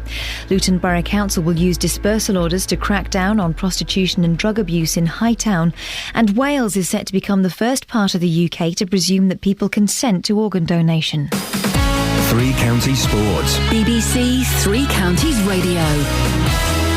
Andy Murray will play Fernando Verdasco in the last 8 of Wimbledon after his straight sets win over Mikhail Yuzhny. Today it's women's quarter-finals day and the draw features a number of lesser-known names, as our correspondent Jonathan Overend reports. Well, it's a completely unexpected lineup. Agnieszka Radwanska at 4 is the highest seed left, and she reached the final last year. Marion Bartley has also played the final, and of course Petra Kvitova has won it. There's Linar, who's played the Australian Open final and won the French, and then 4 new names: Sabine Lisicki, who upset Williams so spectacularly yesterday, Kaya Kanepi, who beat Laura Robson, Kirsten Flipkins of Belgium, who's been mentored by Kim Clijsters, and perhaps the most interesting prospect of the 8, Sloane Stephens, the young American, who could be the one to watch over the next few days. Australian captain James Horwell's been cleared to play in Saturday's third and deciding rugby union test against the British and Irish Lions. The news comes after the International Rugby Board's appeal against the decision to clear him of stamping in the first test was turned down. Olympic long jump champion Greg Rutherford has been responding to criticism of his form since London last year. The Woburn Sands-based athlete finished second at the Diamond League meeting in Birmingham at the weekend, but says he's not still fully fit due to fluid on the knee. It's just about trying to stimulate my body to remove it, but for whatever reason it's been really persistent and won't go. And the issue has been with that, if you look at my jumps technically at the moment, I'm not able to do the lateral step that I was doing so well last year that was helping me jump so far. And I'm having to revert back to something that I'm not comfortable with. And that's your latest news and sport. I'll be back with more at 8 o'clock. Call 08459 455 555. BBC Three Counties Radio. There's a distinct smell of cat urine in this studio. Has there been a cat in here? I have a cat. I can definitely smell cat wee. It's a very for those cat owners whose cats have peed in the. No, it's not me. Whose cats have peed near them. It's a very acidic scent, isn't it? It's a very distinct acidic scent, and that's what I'm getting in this studio. Is there a cat in here? Something odd. Right, morning, this is Iain Lee, BBC Three Counties Radio. Coming up in the next 30 minutes of the show, the Watford Round Table may have to close. It's down to 7 members. Well, are these men-only groups? Are they a little bit old-fashioned? And surely it makes absolute perfect sense to have an opt-out system when it comes to organ transplantation. I can't think anybody would disagree with that. When you die, unless you've said otherwise, everything is up for grabs. Your heart, your kidney, your lungs, your eyes, everything. Yes, even that. 08459 yes. 08459 455 555. It's amazing what they can do with prosthetics these days. Now, hogweed. Oh, Stevenage town is being plagued by a dangerous plant. Local resident Pete Perry has complained about the highly toxic, illegal giant hogweed which is growing around the North Harts College. Despite persistently telling the police, the Environmental Health and the council, the problem is getting worse. As he explained to our reporter, hogweed correspondent, Serena Farrow. So, Pete, here we are. We're outside Asda, which is near to where this horrid stuff is. It is indeed, yes. North Herts College is right opposite Asda. We've got quite a few students here, so would it be harmful to them? You've only got to brush it, and there's small hairs which actually secrete a poison, an irritant. Rather harmful. It can be very, very painful. And as far as you're concerned, tell us when was the first time you complained? Way back in 75, this is what highlighted it. A boy from Stevenage actually got hospitalised for 7 years with this rash. So it's pretty serious. If you just cut it down, which the council has done before, it'll keep growing because the roots will keep growing. And then the seeds, very often they cut it down after it's flowered. The seed then will stay in the ground for 4 or 5 years before it starts coming up and flowering again and starts the cycle. We've come to the front of the college and round to the side. The college authorities have put a hedge along here to stop people getting at it, so maybe it'd be better to go into that part there. Yeah. So we've got round the other side now, and we have found that they have actually cordoned it off with a fence. But the thing is, Serena, don't forget that a kid could climb over there and get into it. Really, I don't think fencing it on is really going to cut it, to be honest. Well, I suppose because it's across from McDonald's, isn't it? So I suppose there are going to be young people hanging around and people in the area. Yeah. Describe what this weed looks like. Cow parsley. And even, you get forms of it in the garden with pretty coloured flowers on top, umbrella flowers, a lot of people call them. It is umbrella, but white. These are creamy white, aren't they? These are creamy white, and they can grow up to 10 feet tall. Right. So you can't miss them, really. It's like a giant cow parsley. And well, it's like a little mini umbrella as well, isn't it? It kind of stalks up. Green That's right, stalk. it is. It's what they call an umbelliferous plant, which means umbrella-like. The flowers all grow on a stalk like an umbrella, but they look lovely from a distance. Well, that was Pete Perry speaking to our reporter Serena Farrow. Dr Iain Denholm from the University of Hertfordshire is the new president of the Botanical Society of the British Isles. Joins me now. Morning, Iain. Good morning. What exactly is this giant hogweed? I've never heard of it before. Well, it is, as we've heard, it's a member of the umbellifer family, a bit like a giant cow parsley, very, very imposing. It's not native to Britain, it's native to the mountain range between Russia and Turkey. And it was planted firstly in the 19th century, mostly in stately homes around ornamental ponds, for example, because that's the sort of habitat it likes. And how harmful is it? What does it do? Well, there are two problems associated with it. One is it can escape and establish itself, and it does particularly like to do so along watercourses. And when it does that, it produces copious seed, and these seeds can move downstream and cause a rapid spread. And where it's established, giant hogweed can pretty much outcompete any other native plant present. So there's an ecological risk. So should people be worried of it? And the other concern that's much more widely publicised is the health risk. And as the gentleman who spoke before said, the sap of this species contains chemicals which are technically called furanocoumarins, which can sensitise the skin, leading to photodermatitis. In other words, subsequent exposure to sunlight can cause very bad burning and blistering. Ouch, it sounds very unpleasant. In the area in Stevenage where it's growing, it's been fenced off. Is that enough? Well, it's very difficult to comment without knowing the location. The risk assessment would very much be determined by the likelihood of access and members of the public encountering the plants. You have to encounter them physically for the damage to occur. Could it spread to people's gardens? It produces very, very large number of seed, and potentially, yes, it can turn up anywhere. And what do you do? What do you do to control it, Iain? Well, theoretically, it can be dug up, but that's quite a laborious task. Yeah. And it depends how easy it is to access. Can you burn it? Having dug it up, yes, certainly. Right. But the most efficient way is to apply herbicide. And that knocks it out, does it? That can take it out quite efficiently, yes. But it does have this seed bank, and you can't necessarily solve the problem in a single year. One quick question while I've got a botanical expert on. My son has been growing broccoli. I turned out there are hundreds of caterpillars on there, Iain. What on earth's going on? Well, that's probably Well, those will be the larvae of one of the moths that favour brassica. I've never seen so many, though. It was quite horrible. Do you see a lot of feeding damage? Yeah, a lot of feeding damage. They ruined my blooming broccolis. Yes.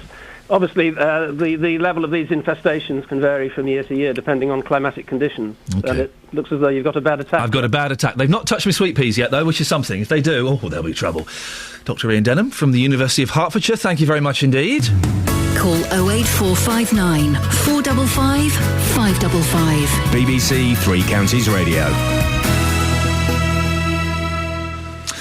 Now, 08459 455 555 is the phone number. Are you happy for your organs to be donated after you die? I cannot think of one possible reason why you would not want to donate your organs when you're dead. I can't think of one. You're dead. You won't know. If you've ever seen a dead body, okay, you'll know that's not Nan or Dad or that's not Mum in there. It's just a shell. The person you knew isn't in there. It's just a husk.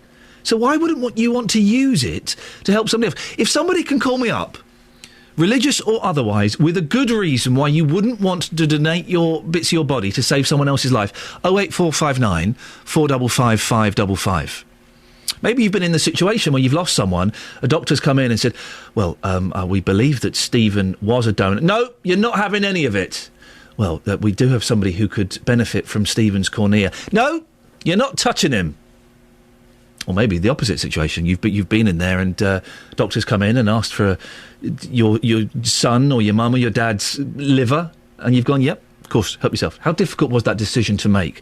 Moments after that person had died. 08459 455 555. Well, what do you do if you don't have a donor card and you're not on the organ donor register? Should doctors be allowed to help themselves to your heart or liver or kidney? A new system of organ donation, which presumes consent unless you've stated otherwise, could be voted through in Wales today.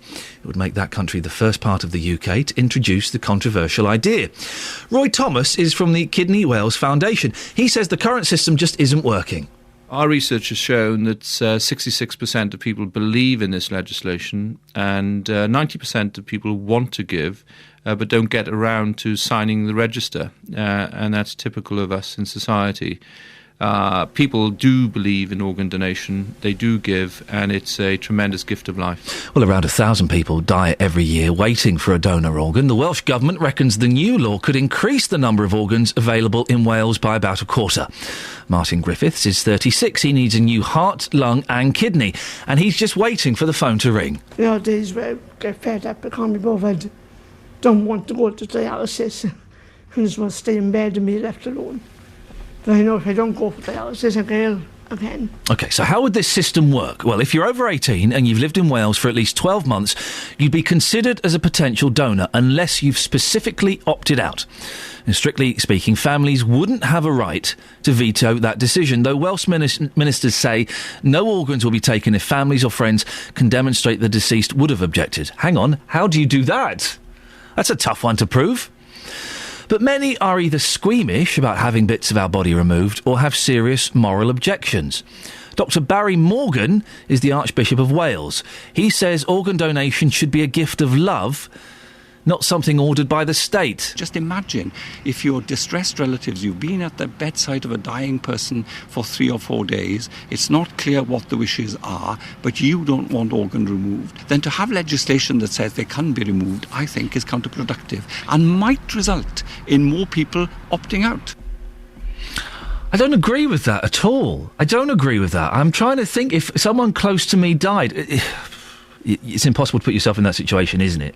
But when my dad died this year, he was in no fit state to give anything, but I would happily have said, yeah, go on, take what you want, get stuck in there. Surely if it saves someone else's life, that's the thing, isn't it? Well, even if the Welsh Assembly members vote in favour this afternoon, it'll be 2 years before any changes come into force. The Department of Health in England says the idea of an opt-out system was considered in 2008, but the Organ Donation Task Force, advised against it. Critics say it simply adds to the distress of bereaved families, but supporters say it makes no sense to be buried or cremated with all your organs when they could be used to save lives. So this morning, should organ donation be compulsory unless you opt out? I genuinely think there is no argument for not donating your organs. There's no argument. I mean, I guess the most common thing is the emotion of not wanting a loved one cut open. What they do is pretty gross. Okay, you're not going to see it, and they'll do a pretty darn good job of making sure everyone, you know, things are sewn up and that person looks pretty much as good as new. They can do a lot of things with makeup and stitches. There can be no reason for not donating someone's organs. I'd love to hear from you if you've said no or if you said yes. 08459 455 555. You can text as well, 81333. Start your text 3CR. Got some Facebook comments on this. Ruth says, yes, everyone should be on the register automatically, and it should be opt-out and not opt-in. People can be selfish in their grief and not think of others. My sister died, and when we made the decision to give her organs, it was too late. We were able to give corneas, though, but if the decision had been made already, it would have been a lot easier. Jenny says, not only should consent be assumed automatically unless someone opts out, family should not be allowed to overrule the deceased's wish. A friend of mine comes from a Jehovah's Witness family, but she does not conform to their beliefs. Despite having registered as a donor herself, her parents would be allowed under the current system to overrule because of their religious beliefs, not hers. 08459 455 555. Travel news for beds, cards and bugs. BBC Three Counties Radio. Still some problems a bit further north on the M1. If you're heading up toward Northamptonshire, it's partially blocked by an accident between Toaster at junction 15A and Daventry at junction 16, and traffic's looking slow. Across the three counties, though, things running really quite well on the roads this morning. We have no major issues on the M1 as you come down toward London. It's running nicely. A little bit of slow traffic from the Luton Airport spur toward Redbourne, junction 10 to 9. Speed sensors aren't picking up any other major issues. It's all looking quite clear on the A1M. Quite slow on the A414 in Hertford, mainly on the eastbound side as you head toward Ware. Westbound looking a little slow as well. At London Coney and the A414 is looking busy coming toward the Park Street roundabout. No problems for the M40, but the M25, you've got patches of traffic that start back in Essex at the M11. It's stop-start from there through to the roadworks. Potters Bar at junction 24 looking busy. Then you've also got queues roughly from the M1 at junction 21 round to the M40 at junction 16. Adam Glynn, BBC Three Counties Radio. Thank you very much, Adam. More from him just before 8 o'clock. Right, 7:46, Tuesday the 2nd of July. I'm Iain Lee. These are your headlines on BBC Three Counties Radio. The Child Exploitation and Online Protection Centre is warning that live images of children being abused are becoming more common online. Luton Borough Council will use dispersal orders to crack down on prostitution and drug abuse in Hightown. In sport, James Horwill is available to captain Australia in Saturday's Test match against the British and Irish Lions after being cleared of stamping on Alan Wynne-Jones in the first Test in Brisbane. What lovely people. Coming up before 8 o'clock, are men-only clubs like the Round Table a thing of the past? We'll talk about that and more after the weather with Kate Kinsella. Beds, Herts and Bucks weather. BBC Three Counties Radio. Good morning. We've seen some brightness this morning, but the cloud is filling in the gaps in the cloud to make it rather a dull picture. Now, we'll get some brightness through the course of the day, increasing risk of maybe a little spot or two of light rain, but to be honest, it's likely to stay predominantly dry through much of the day anyway. Temperatures rising up to around 19 Celsius, 66 degrees in Fahrenheit, but the wind will increase through the afternoon, so becoming quite blowy. Now, overnight, that's when the rain arrives, or later on this evening, actually, and continues through the night. Some of it quite heavy. Good news for gardens. We'll get a bit of a soaking overnight, and the minimum temperature down to 12 Celsius, 54 degrees in Fahrenheit. Now, this rain will turn back into light, patchy, drizzly rain first thing tomorrow morning, but eventually it will dry out, and it's an improving picture. Some sunny spells to follow tomorrow afternoon, and a maximum temperature of 21 Celsius. Thank you very much.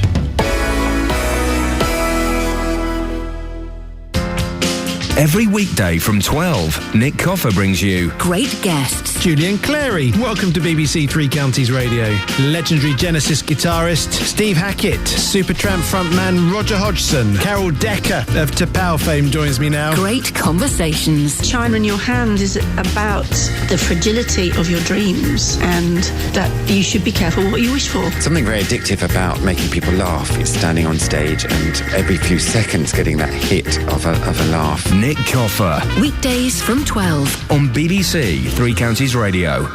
So in Wales, it's being debated and may go through that they would have an opt-out system for organ donation. So it would be presumed that everybody wanted to donate their organs unless they opted out. I don't know, maybe they'd carry a non-organ donation card. It makes absolutely perfect sense to me. Perfect sense. Well, I don't need my heart or my liver or my kidney. I don't drink or smoke.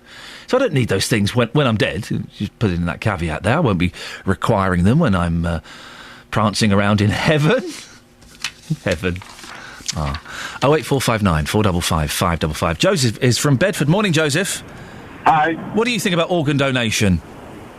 I think it's a good idea. And the simple way to get around it is just to say that if you don't give, don't expect to take. We had that theory mentioned before. That's not a bad idea, is it? Yeah.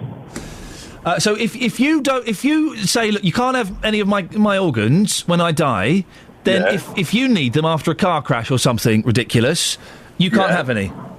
You can't have any. Yep. Can you see any reason, Joseph, why people would not want to donate their organs? Well, I've had this chat with a few people, and some think that there is some life after death, and that in the other world, they might not have their organs with them. What? That's what some people believe. Some people think so. Some people think that you might go to heaven, which is a lovely, comforting thought. If not true, not necessarily heaven. Okay, but just an afterlife. And if you give your kidneys to help a sick child in this world, in the afterlife, you won't have kidneys. Yeah, that's bonkers, isn't it? Well, I don't know where the idea is coming from, but that's what some people believe. Joseph, I appreciate your time this morning. Thank you very much. That's bonkers, isn't it? Isn't it? That if you go to heaven, or whatever your afterlife may be, and boy, oh boy, wouldn't it be nice if such a place existed? Wouldn't that be wonderful? Doesn't, but it'd be nice if it did. It'd be lovely. But if you go to your chosen afterlife, and you give up your lungs or something, well, you could be you wouldn't have lungs in heaven. Or if you gave up your corneas, you'd be a blind ghost. I've got to thank Work Experience Ollie. He's writing all my best lines this morning. Thank you, Ollie. 08459 455 555. Now, are men-only clubs like the Round Table a thing of the past? Watford Round Table could be forced to close its doors after 77 years. Its numbers have dwindled to just 7 members. At its peak, it had a staggering 40. Well, the group has raised over £500,000 for good causes, and past members include the likes of Boris Johnson. Well, our reporter Richard Williams has been to meet some of those involved. I'm Stuart Hart. I'm chairman of Watford Round Table for this year. We're here tonight because we get together every fortnight to do some social events, and tonight's Top Golf. There's a bit of a misconception about Watford Round Table. Because we're so well known for fundraising, I think people tend to ignore the fact that, or don't know about the fact that we actually are very much a social group, and that's what it was actually set up for. Fundraising was kind of secondary. We've been going for 77 years, and over the time, because we've been quite successful at fundraising, we've estimated we must have handed out to local charities about £500,000. I'm Jane Pattinson. I'm the director of Watford Mencap. Watford Mencap and Round Table have had a very long-term relationship. It started in the 1960s when they actually purchased Table Hall for us, which enabled us to provide social and leisure activities for people with learning disabilities. They purchased the building, and then within 2 years they'd raised enough money to actually pay the mortgage off on the building. And then when the building was later sold, because it had just become a little bit dated and beyond use, the money was actually given to Watford Mencap, so we received around £80,000 to help with our current services. We have 120 staff, 140 volunteers, and our turnover is 2.2 million. But we really rely on people like the Round Table because we have to fundraise around £500,000 per year, and local groups like Round Table really help us to raise that extra money.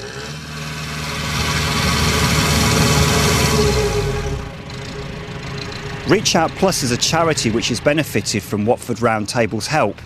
They take disadvantaged children on canal boat trips. Alan Pedder is their waterways manager. The boat we're on today is called Sheldrake 3. We take young people away via our Enable programme on a supported trip on the canals up to a week long. helps them with their self-confidence. They learn new skills. Watford Round Table have been supporters of ours for a great number of years. 25 years ago, they bought one of our first boats with the Fellowship of Watford. Since then, they've made regular donations to us. The last one of £1,000, which came in recently, has paid for 2 young people to go on a supported holiday on the canals for a week. Well, I've come out onto the streets of Watford to see if I can stir up a bit of interest. First question, do people even know what Watford Round Table is? I have absolutely no idea. I haven't got a clue. A round table. I think it's like a secret society, kind of Rotary Club, kind of Masons, but I'm not too sure. What do you think the target age group is for it, of the people who go there? Well, I think it'd probably be about 40 plus, 40, 50, 60 maybe, something like that. Mid-20s, early 30s. Probably 20 to 40.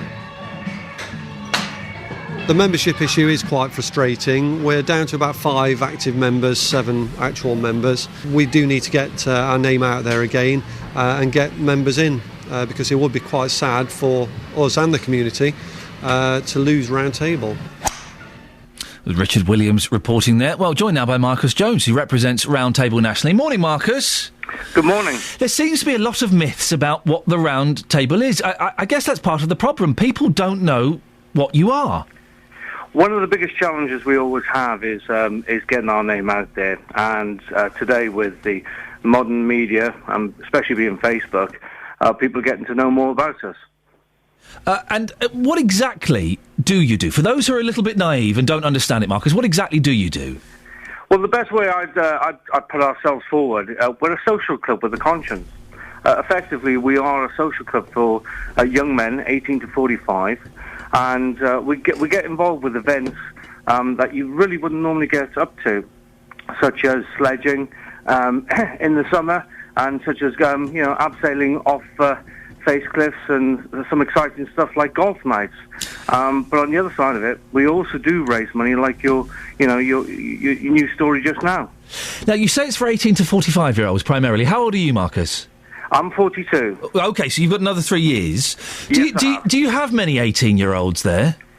We do have 18-year-olds, and in fact, my stepson is 21 years of age, and he's joined Round Table this year. So we are finding that we're appealing to a younger audience. And very importantly for your listeners this morning, anybody under the age of 26 gets the first 2 years membership free. Oh, now there's a little bonus. How much does it cost after that? It's £99 a year after that, but as I say, appealing to a younger audience, and we all know money's difficult these days. Yes. 2 years free, under 26, it's a great kind of advert out there, which we're promoting more and more every day.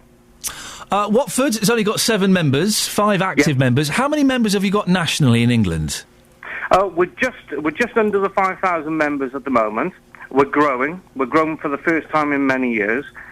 Which is great. I think that every association out there with membership is always looking for new ways to continue that growth. And I think this morning and listening to, your stories is a great way of promoting what the guys do within the community. So thank you for promoting them. But also, there are clubs all around your locality that really do want to make a difference and add something to the community. Is it men only, Marcus?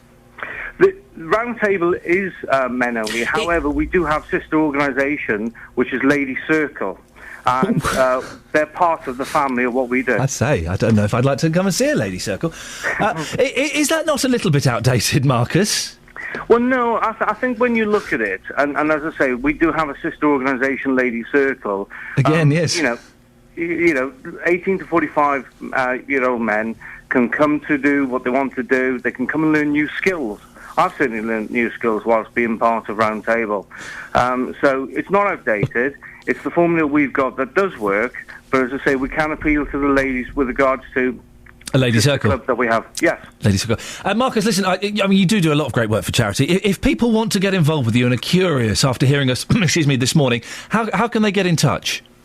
Quite simply, go on to our national website, roundtable.co.uk, and especially for the guys, Watford Round Table, go onto their website and their Facebook, and you can see all the good work that everybody's doing around the UK. And if anybody wanted to have a look at a Lady Circle, what would they do?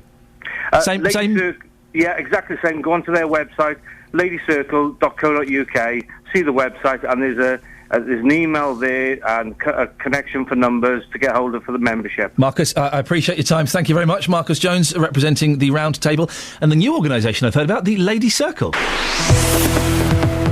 Travel news for beds, cards and bugs. BBC Three Counties Radio. Traffic on the M25 at the moment. Clockwise it's looking slow into the roadworks section. Anti-clockwise pretty busy through the works as well, with queues tailing back into Essex. It's looking slow as you continue your way around the M25 anti-clockwise as well, and if you're going to be heading as far as the M40, it's pretty much slow from roughly junction 21 at the M1 down to the M40 at junction 16. It's not solid queuing traffic, but you've got lots of patches of slow moving traffic stretches there. Looking at the A414, it's quite busy at the moment as you go through London Coney. It's also looking slow in Hertford. As for the 404, that's looking slow on the sensors as you come from High Wycombe down through Marlow and off toward the M4. Trains, a couple of issues. London Midland, 15-minute delays Euston to Milton Keynes Central. This is a signalling problem at North Wembley. Virgin affected as well, possibly delays of up to half an hour. Adam Glynn, BBC Three Counties Radio. Thank you very much, Adam. Someone who's... I can't do a line about Lady Circles, I'm sorry. On FM, AM, online and digital radio. This is BBC Three Counties Radio.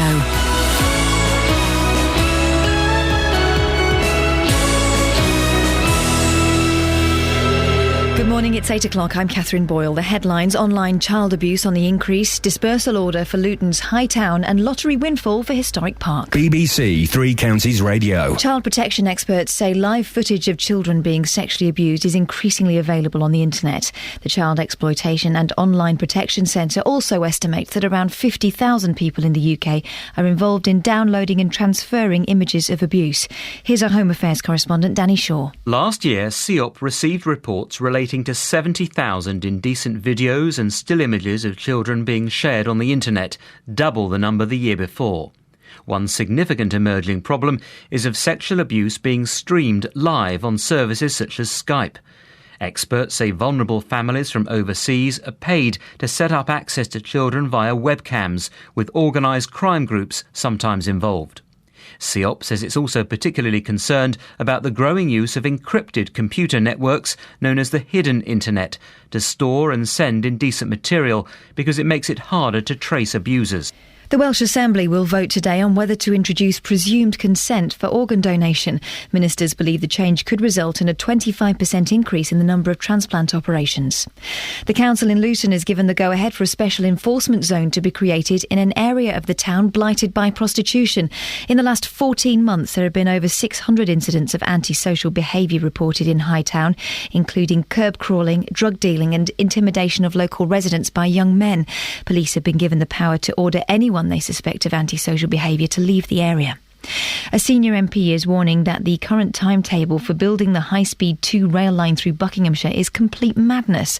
Labour's Margaret Hodge, who chairs the Commons Public Accounts Committee, says it's unrealistic, and her views are echoed by Joe Rukin from the Stop HS2 campaign. When you're getting that sort of criticism, and you're getting criticism from all of these independent bodies, all the independent economists, all the independent environmentalists, eventually they are going to have to listen.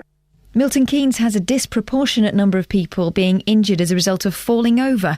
That's according to the council, which has set up a falls prevention strategy and implementation group in a bid to buck the trend. Houghton Regis's Houghton Hall Park is set for a facelift thanks to a cash windfall from the Heritage Lottery Fund. The council hopes the restoration, which will involve the creation of a working kitchen garden and formal garden, will boost community pride. In sport, James Horwell's available to captain Australia in Saturday's third and deciding test match against the British and Irish Lions after being cleared of stamping on Alan Wynne-Jones in the first test in Brisbane. The independent appeal officer, Graham Mew, dismissed the International Rugby Board's appeal against the original decision to clear Horwell. The weather, mostly dry with sunny spells and a top temperature of 19 degrees Celsius, that's 66 degrees Fahrenheit.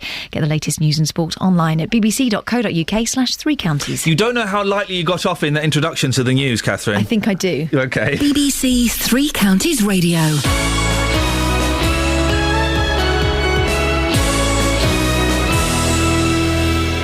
Well, that wasn't the right bed, but it certainly gives me more room to talk, doesn't it? Problems with our computers, don't worry, I'm going to chuck them out and I'm going to see if I can buy a Commodore 64 on eBay for about £10 and replace the system we use here.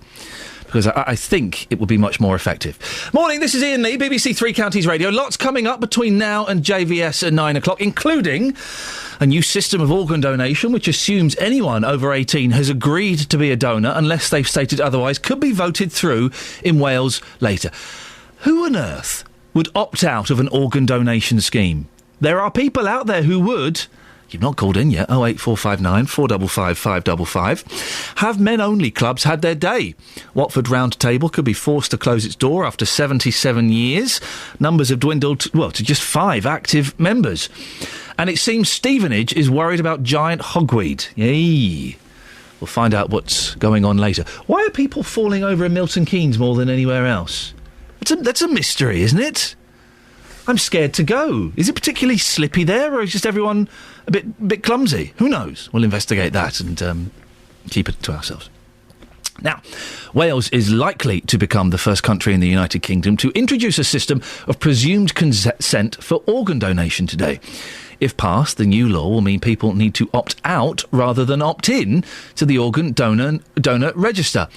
Earlier, our reporter, Sophie Solaria, went out to find what you think and asked, should organ donation be compulsory unless you opt out? Yeah, I think it's a good idea, yeah. It's a good idea. I don't need them anymore, do I? As long as they're healthy organ, yeah, give someone else a chance. I suppose you'd opt in, don't really matter to you when you're gone, does it? If it does someone else a favour, then it's good, isn't it? Like, really, when you die, unless they can't use them, they should be able to use them. I think it should be mandatory, really. Like, I suppose people religiously will believe strongly against it. However, I just don't think it's not necessary to have the organs when you're dead, is it? And someone else might not die because they could use yours. Would you opt out? No, because I'm already a donor, so I would opt in. Wouldn't really make any difference to me, I'll be dead. Well, Ollie Lewington has had a double lung transplant and joins us now. Morning, Ollie. Good morning, Iain. How are you? I'm fine. You sound... Cause I don't know what I expected you to sound like. I think I expected you to sound all raspy and wheezy, but you sound young, fit and alive. Tell me your story, Ollie. What happened? Well, if you'd spoken to me 5.5 years ago, I would have sounded wheezy and raspy and probably wouldn't have been able to talk to you for very long. But in November 2007, I was given, I think, the greatest gift that anybody can receive, which was a new pair of lungs, and I'm now as fit and healthy as just about anybody else, I'd say. What was wrong with your lungs? Why did you need new ones? I had cystic fibrosis, which is the UK's most common life-threatening genetic disease, and it basically eats away at your lungs to a point where they don't work anymore. And by the time I got a transplant, I waited 2.5 years on the transplant list when I'd only been given 2 years to live, so I was really living on borrowed time. And I think we all knew that Christmas 2007 was probably likely to be my last if I didn't receive that transplant in time. How old are you, Ollie? I'm 31 now, and so last year I turned 30, I got married, and I celebrated my 5th anniversary post-transplant. Wow. So it was a phenomenal year, and I don't think any of my family ever thought that I would reach 30. I don't think we ever thought it was an age I was going to get to. So you were 25 when you thought you were celebrating your last Christmas. How do you and your parents, how do your family cope with that, thinking this is the last Christmas you could be celebrating? I think everybody copes with it in different ways. We tried not to acknowledge it, I think. You tend to live from moment to moment when you're on the transplant list. It's very much a life lived on pause, and so you just take each anniversary as it comes. So I celebrated my 25th birthday in the May, and then I was looking ahead and thinking, well, it's my girlfriend's birthday in August, so I'll see if I can get to that. It's my mum's birthday in October, I'll see if I can get to that. Then I've got Christmas, then my brother's birthday at the end of January. I wonder if I'll be able to make it to there. You just live moment to moment. And so you're on the waiting list for lungs for 2.5 years. Were there false alarms in that period? Did you get phone calls saying, pack a bag, we might have something for you? Or was the phone silent? No, it rang 4 times while I was on the waiting list, and I had 4 false alarms, which is relatively common with lungs because they're such delicate organs. when they're being transported and when they're being checked to see whether or not they're viable for transplant, you need to have the recipient being prepared so that if they are viable, they can go straight into the recipient and save their life. The reality of that means that sometimes you're right ready to go, you're all ready to be wheeled down to theatre, and a transplant coordinator comes in and says, I'm really sorry that it's not going ahead. And that is utterly devastating.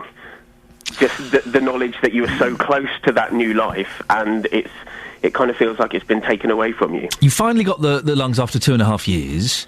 I would imagine it's... it's amazing what they can do, isn't it? As my mum would say, but it is amazing what they can do. They can put some lungs in someone and they work.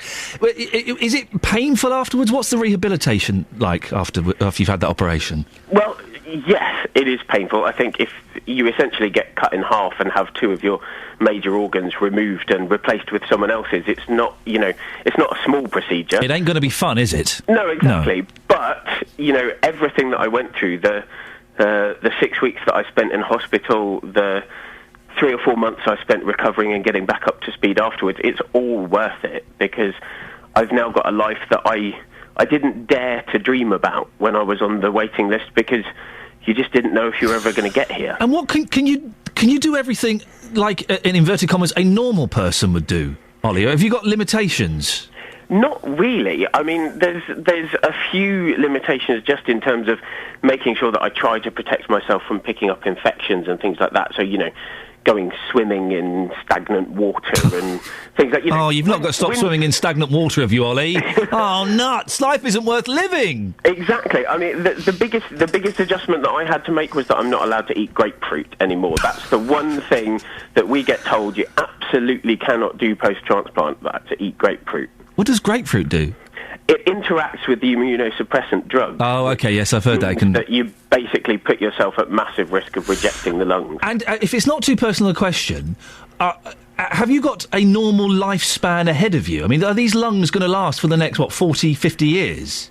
No, in short.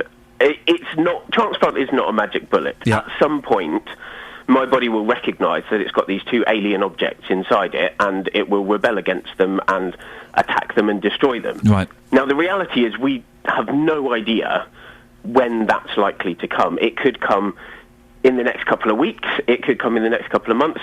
It could come 10, 20 years down the line. There are people who've had lung transplants who are now alive 25 years afterwards. So we genuinely have no idea. Frankly, once you get past the first 5 years, people tend to, the doctors tend to say, you're pretty much on an even keel. It's, your guess is as good as ours.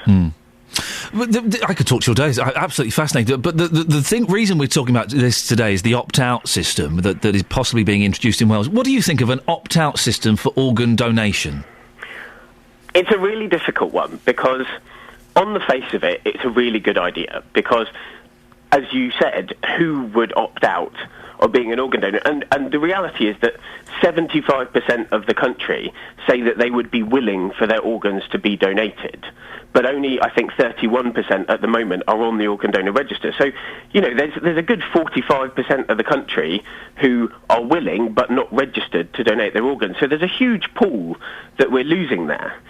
But at the same time, I think that it's slightly misguided in as much as it requires a lot of investment in publicity to make people aware of the fact that their organs will be used unless they have specifically opted out. And actually, the Spanish system is the one that's held up to be the sort of paragon of virtue of organ donation. And the guy who pioneered that said that their system of presumed consent really didn't make any difference to the rate of organ donation. What made the difference was a huge investment that the Spanish government put into the organ donation system in terms of surgical teams and organ retrieval teams and donor coordinators and a whole raft of infrastructure changes that they made to enable more transplants to happen. And actually, the money that the Welsh Assembly are going to have to spend within Wales to publicise this,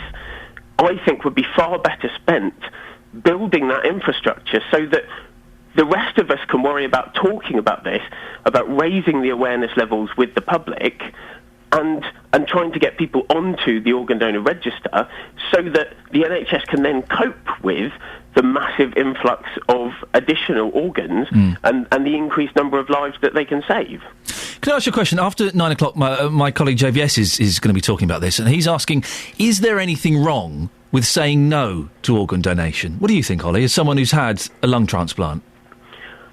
I would be disappointed if someone said no to organ donation, but at the same time, everybody has their own view, and my big thing has always been that if 25% of the country, even if they support organ donation, wouldn't be happy for their organs to be used, frankly, they're not the people that we need to argue with. They're not the people that we need to talk to. They're not the people that we need to convince, because they have their set ideas. If we can talk to that 45% of the country who support it but haven't done anything about it yet, then actually most of these arguments become academic. So the great thing about the Welsh Assembly decision today, whichever way it goes, is that people are going to spend most of the day today talking about organ donation, and that's the main thing. The one thing I'd say to everyone out there who's listening to this is please just talk to your family, talk to your loved ones, say, this is what I want if the worst should happen, so that when the question comes, everybody understands what your wishes were. Finally, Ollie, this is just me being nosy. You don't have to answer it if you don't want to. Was there a sense of guilt when you got those lungs? Because someone died and you lived. Was there any guilt associated with that at all? It's a very difficult one. I wouldn't say I feel guilty for it. I came to terms with the fact that actually, regardless, my donor would have died. Nothing that I did by being listed for a transplant caused my donor to die. So those lungs, frankly, would have gone to waste. The fact that they and their family agreed that I could have them is absolutely amazing, totally remarkable and courageous. And yes, it's something that you struggle with, the fact that you're waiting for someone to die when you're waiting on the transplant list. But actually, that person is going to die anyway, and nothing that you do is going to change that. Ollie, I appreciate your time this morning. Thanks very much. No worries. Thanks very much, Ian. Was Ollie Lewington, had a double lung transplant. He puts the case forward for everyone being on the donor register, doesn't he? He's now got a life because of someone else's donor card. So is there any argument for anybody to say, no, actually, I don't want to give... I'm not going to give my lungs. I'm not going to give my kid. Is there any argument for that? There can't be, can there? 08459 455 555. Travel news for beds, cards and bugs. BBC Three Counties Radio. Really slow at the moment on the M1 southbound. It's looking busy as you come from Luton Airport down toward Redbourne Junction 10 to 9. But we've also had a text come in from Phil, who said that he was going along the Luton Airport spur, so from Junction 10 up toward Junction 10A, and it's looking really, really busy there. Looking at the speed sensors, it is. Both ways are looking slow, in fact. So whether you're leaving the motorway and heading off toward the A1081 or coming onto the motorway, it's looking busy, and the roundabouts in particular are looking slow. Everything else on the M1 seems to be moving all right for the minute, though. M25, you've got clockwise delays into the roadworks, anti-clockwise looking slow through the works as well, particularly past Potters Bar and around Cheshunt at junction 25. And then you've got queuing traffic as well as you continue round the anti-clockwise carriageway, a patch of it as you go past the M1 at junction 21, then it's slowed down toward the M40 with a bit of a queue going past junction 16. Then it eases up a little, but probably will slow again before you get to the M4 if you're heading that far round.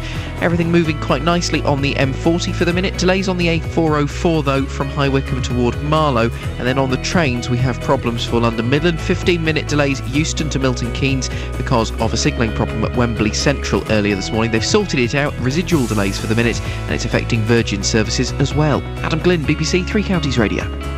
Thank you very much. Right, 8:17. It's Tuesday, the 2nd of July. I'm Iain Lee. These are your headlines on BBC Three Counties Radio. Child protection experts say live footage of children being abused is increasingly available on the internet. Luton Council has given the go-ahead for dispersal orders to be served in the town's red light district. In sport, Australia Rugby Union captain James Horwill says he feels vindicated after being cleared to play in the deciding test against the Lions on Saturday. The weather today for Beds, Herts and Bucks, mostly dry with sunny spells and a top temperature of 19 degrees. Coming up, moves are underway to try and prevent the number of people falling over and injuring themselves in Milton Keynes. What? BBC Three Counties Radio. Your local stories. I have a friend who runs a hairdresser's, and one of her members of staff is stealing the takings. So what would the advice from the police be? We'll find out, Sally. Your local life. Yesterday we were talking about the problem of shoplifting. So what can you do if you have staff who, to put it eloquently, are a bit light-fingered? Your local radio station. The one thing which seems to actually solve the problem for them, they all said, was, I put in CCTV cameras. This is BBC Three Counties Radio.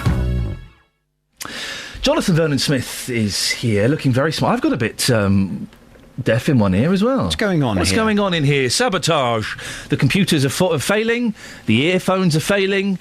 I worked at another BBC radio station at the weekend. Let's say the facilities were very, very luxurious. Were they? I had someone to give me a foot massage while I was on air. Oh, it was gosh. incredible. Really? Yes. How nice. Halfway through, a gentleman came in and said, I'm popping out to get a posh coffee. Would you like one? Yes, I would like one, please. Incredible back rubs, the works. Oh.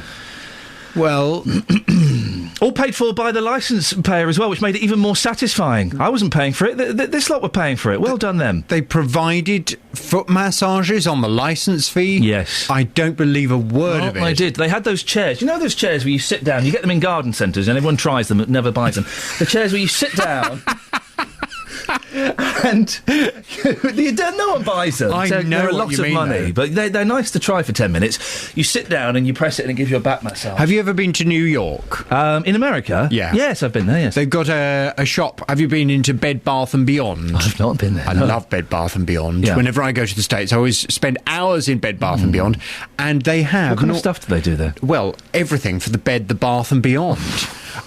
They've got a whole array of those massage chairs all lined up, and you can just... Because after you've had a day walking around New York, you know, you're a bit stiff and achy. So always make sure you plan a trip to Bed Bath & Beyond. Just after lunch, have a massage in the chair. The thing is, because they love the English accent anyway, but you sound quite posh English. They think I'm Australian because I speak a bit common, but they must love you over there. They must think you're an eccentric millionaire. Well, I always play up to it. Of course you do. Do you know what I mean? Hello there, my good man. I'd like a finest room in your hotel, please. Oh, I bet you're fun in New York, not in England. No, you are fun in so many places. Oh, thanks very much. I know, but that was meant as a compliment. It came out as an insult. What's on your show today? Well, picking up on the organ donation story this morning, it's a subject that I'm very passionate about. I'm going to try to bite my lip a little today. Okay. I tend to get on my high horse. It's one of those subjects I can't keep quiet about. It's hard if you have any shred of intelligence. It's hard to be impassionate about.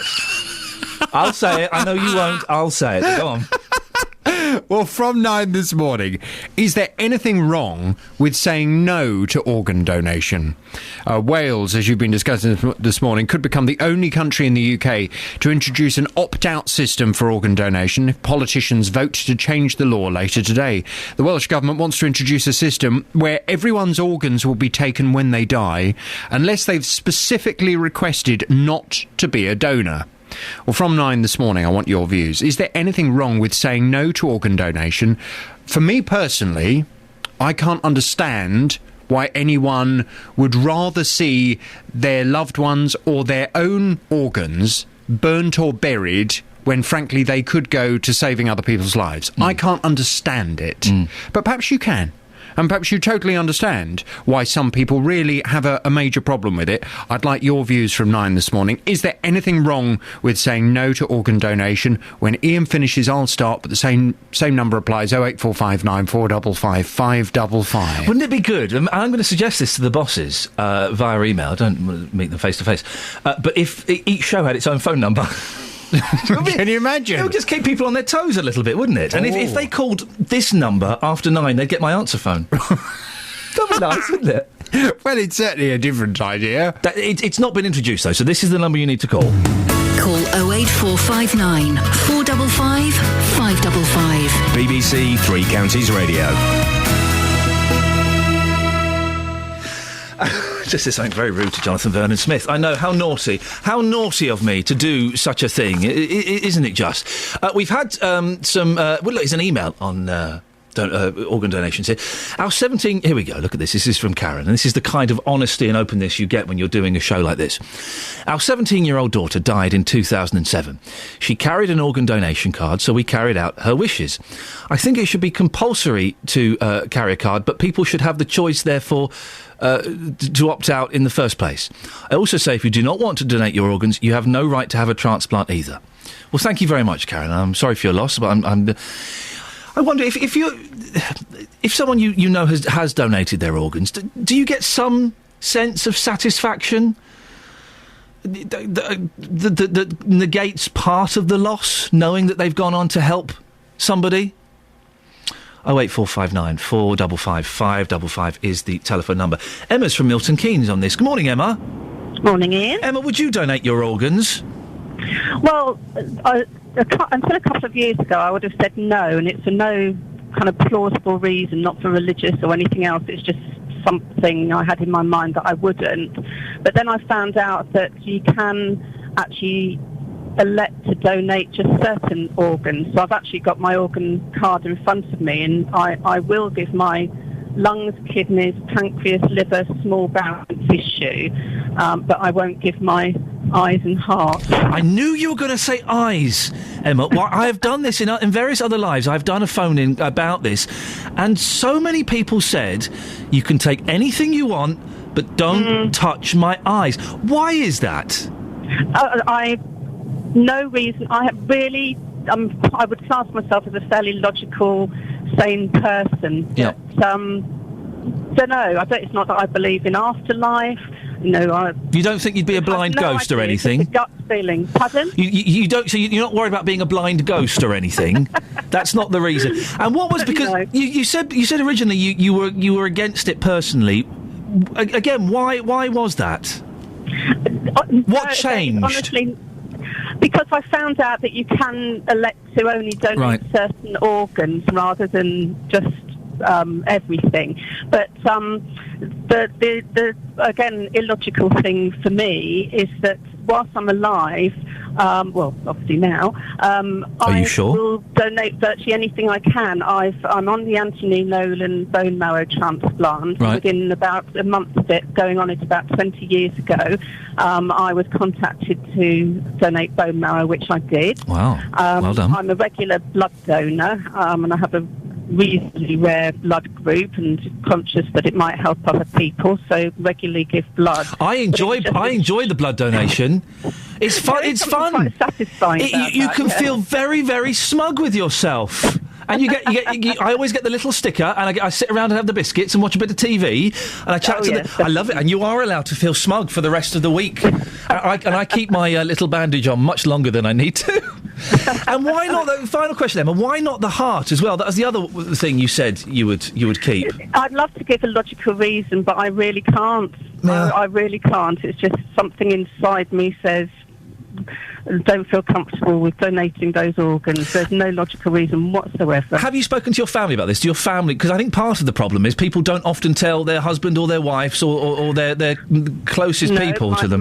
My family respect my wishes, but they don't really understand it. Right. My father has actually donated his whole body for medical research, so he's absolutely got the opposite view to me, and all my family have donor cards, and my younger brother sadly died a couple of years ago, and the family donated whatever organs they could find to be useful for other people. So family is nothing to do with any kind of family pressure. It's just simply my logical view on it. And was there? I keep saying last question. I will let you go in a second. Was there? I'm losing a brother must be an awful thing. Was there any relief from knowing that out of that tragedy, other people were benefiting? Oh, hugely.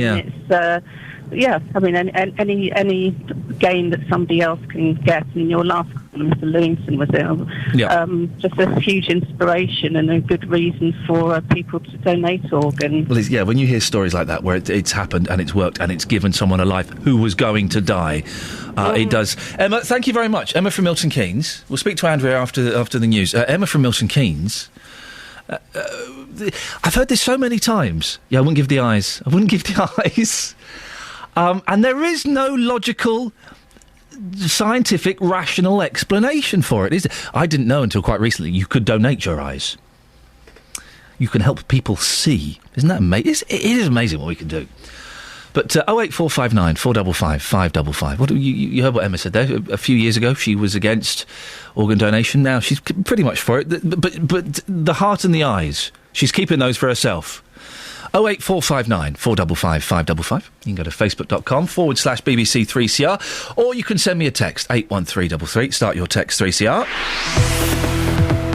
Travel news for beds, cards and bugs. BBC Three Counties Radio.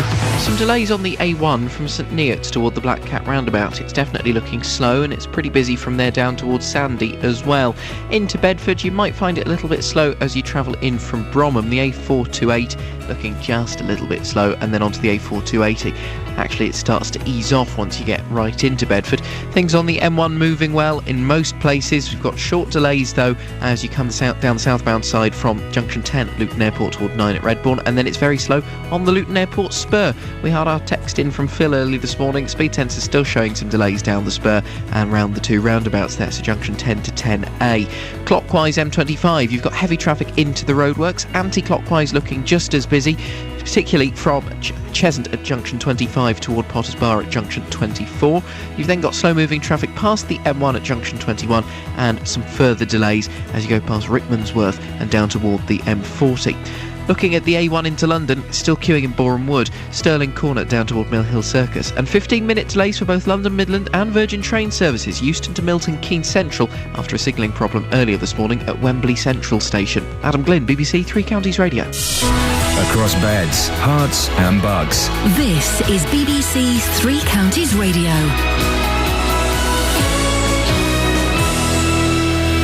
Good morning with the 8:30 News and Sport. I'm Catherine Boyle. The headlines: child protection experts say live footage of children being sexually abused is increasingly available on the internet. Luton Borough Council has given the go-ahead for dispersal orders to be served in the town's red light district, and the Welsh Assembly will vote today on whether to introduce presumed consent for organ donation. Three Counties Sports. BBC Three Counties Radio. Australian captain James Horwell's been cleared to play in Saturday's third and deciding rugby union test against the British and Irish Lions. Our correspondent Ian Robertson reports. There was a great deal of surprise when James Horwell was cleared after he was cited for stamping on Alan Wynne-Jones during the first test. The QC from New Zealand who heard the case concluded that on the balance of probabilities he could not find an intentional or deliberate action of stamping or trampling. The International Rugby Board appealed against this decision. Today, Graham Mew, the independent appeal officer, rejected that appeal. He stated the judicial officer was not manifestly unreasonable or clearly wrong in his decision. So James Horwell can now play in the third test on Saturday. Andy Murray will play Fernando Verdasco in the Wimbledon quarter-finals after beating Mikhail Yuzhny in straight sets. Today it's women's quarter-finals day. On centre court, the top remaining seed Agnieszka Radwanska takes on Li Na. That's followed by former champion Petra Kvitova against Kirsten Flipkins. Over on court one, Sabine Lisicki, who knocked out Serena Williams, plays Kaya Kanepi, while Sloane Stephens takes on Marion Bartoli. Olympic long jump champion Greg Rutherford's been responding to criticism of his form since London 2012.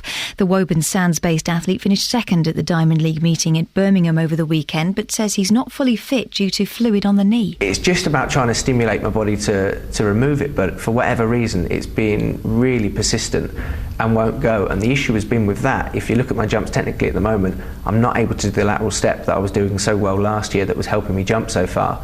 And I'm having to revert back to something that I'm not comfortable with. And that's your latest news and sport. I'll be back with more at 9 o'clock. Across beds, hearts and bucks. This is Iain Lee. BBC Three Counties Radio. Morning, Iain Lee. BBC Three Counties Radio here, and to answer I'm going to send out a secret message. This is a secret code. Yes, my tea does taste funny. It's a secret message. And I shouldn't really use the BBC airwaves for my own means, but every now and then I do. And yes, my tea does taste funny. Okay, that's all you need to know. Coming up before JVS at 9 o'clock, we'll be talking about why a disproportionate number of people are falling over in Milton Keynes. Have you noticed it? It's true. We'll discuss that and more. 08459 455 555. If you've got young ears, we're going to talk about adult things for the next 5-6 minutes, so you may want to put them in front of CBeebies or something. Child protection experts are warning that live footage of children being abused is increasingly being made available on the internet. The Child Exploitation and Online Protection Centre, known as CEOP, says there's been an overall rise in the number of indecent images reported, and estimates that about 50,000 people in the UK are involved in downloading and transferring images of abuse. Well, Kate Fisher is from CEOP and joins me now. Morning, Kate. Morning. Kate, because there are so many methods of transferring images online, I suppose we shouldn't be surprised at the increase. Is there anything we can do about it? Well, I think it's important to point out that although we have seen an increase, and there's been a twofold increase in the previous year, I think it's important to say that most of those images will be circulated a number of times, so they won't all be unique images. There's certainly plenty we can do about it, and we at CEOP, along with our law enforcement partners and our industry partners, that's what we do on a daily basis. We try and track down those offenders that are wanting to harm children and safeguarding children at the earliest possible opportunity. How easy is it to track these people down? Well, with technology developing at such a pace, it's always a challenge, but we're very lucky in that we have a number of technological experts who can look at the new technology, look at ways that offenders will try and exploit it, and then we can try and exploit it ourselves. There have been talks over the weekend of some of the big internet service providers offering an opt-in service, so the adult material wouldn't be accessible unless people opted in. Are things like that going to help in this situation at all? Well, I think everything that the internet industry can do and everything that we can do as law enforcement helps us to look at new ways to tackle the problem and to hopefully protect more children. And what powers do you have, Kate? How can you punish these people once you catch them? Well, obviously, we have all our legal powers in the UK, and we also work with law enforcement internationally, and we're constantly looking at new ways to try and improve legislation, which means that we can catch offenders quickly and with protecting those children at the same time who they may want to offend against, and so that we can bring them to justice and make sure that justice is served. Kate Fisher from CEOP, thank you very much indeed. Call 08459 455 555. BBC Three Counties Radio. Organ donation. There's no reason, is there, to not donate your organs? What's the religious argument? We've had a couple of religious people saying, well, no, we're against it. What is the religious argument? Surely. Hey, the Good Samaritan, anybody? Aren't we supposed to help people when we can, those who are less fortunate than ourselves? If you're going to heaven anyway, what's the point of carrying a full set of organs with you? Andrea's in Hitchin. Andrea, what do you think about all of this? Well, I'm afraid I agree with the Welsh that it ought to be an opt-out, not an opt-in. Don't be afraid to agree with the Welsh, Andrea. We all do it at some point. I don't do it very often. No. Don't do that. So, can you think of any logical reason why somebody wouldn't want to give away their organs when they died? I think they're frightened of you being mutilated. I think that's what ultimately it comes down to. I mean, the thing that probably upsets me more than anything is things like corneas. Do people think their eyes are taken out? Because it's not quite like that. What happens? Because I assume that your eyes were taken out. What do they do? Well, I'm assuming they take the bit they want and they put the rest back. No. Do they not use the whole eyeball? Not as far as I'm aware. And they're going to put something in its place, aren't they? So, and you're dead. Well, exactly, though you are dead. You've not got to read a map up to heaven or down to hell. Andrea, can I just check? Have you got any medical training? No. Okay, so no. In that case, we're both coming from the same place. We're literally groping around in the dark, perhaps in more ways than one. I don't know. We've got 23 minutes. If we can find a doctor who can tell us, do they take the eyeball or not? The thing is, as well, is that listen, I have seen people after death who before they died didn't look too good, and they make you look good. They sew everything up. They put makeup on. They do your hair nice. You're not going to look like you've been hacked to pieces, would you? Do you? Well, I hope not. No, the thing is to say that how many people have an open? We're not in a country where we generally speaking have an open coffin. At the service. So it's not a case that anyone else is going to know anyway. Andrea, thank you very much indeed. Cheryl's from Hitchin. Morning, Cheryl. Good morning. Good. What do you think about donation? Should we have an opt-out system? No. Right, no, actually, no. Yes, I do. Hang on, right, let's start again. Hang on, because it gets confusing. I got confused when I asked it. Right. Let's go to Cheryl from Hitchin. Morning, Cheryl. Good morning. Cheryl, what do you think? Should we have an opt-out system? Yes. Why do you say that so convincingly? Well, because I think it's personal choice.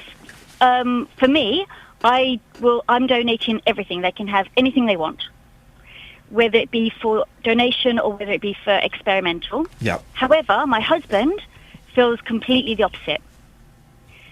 So he's not letting them touch any of his organs once he's gone? Nothing. And what's his argument for that?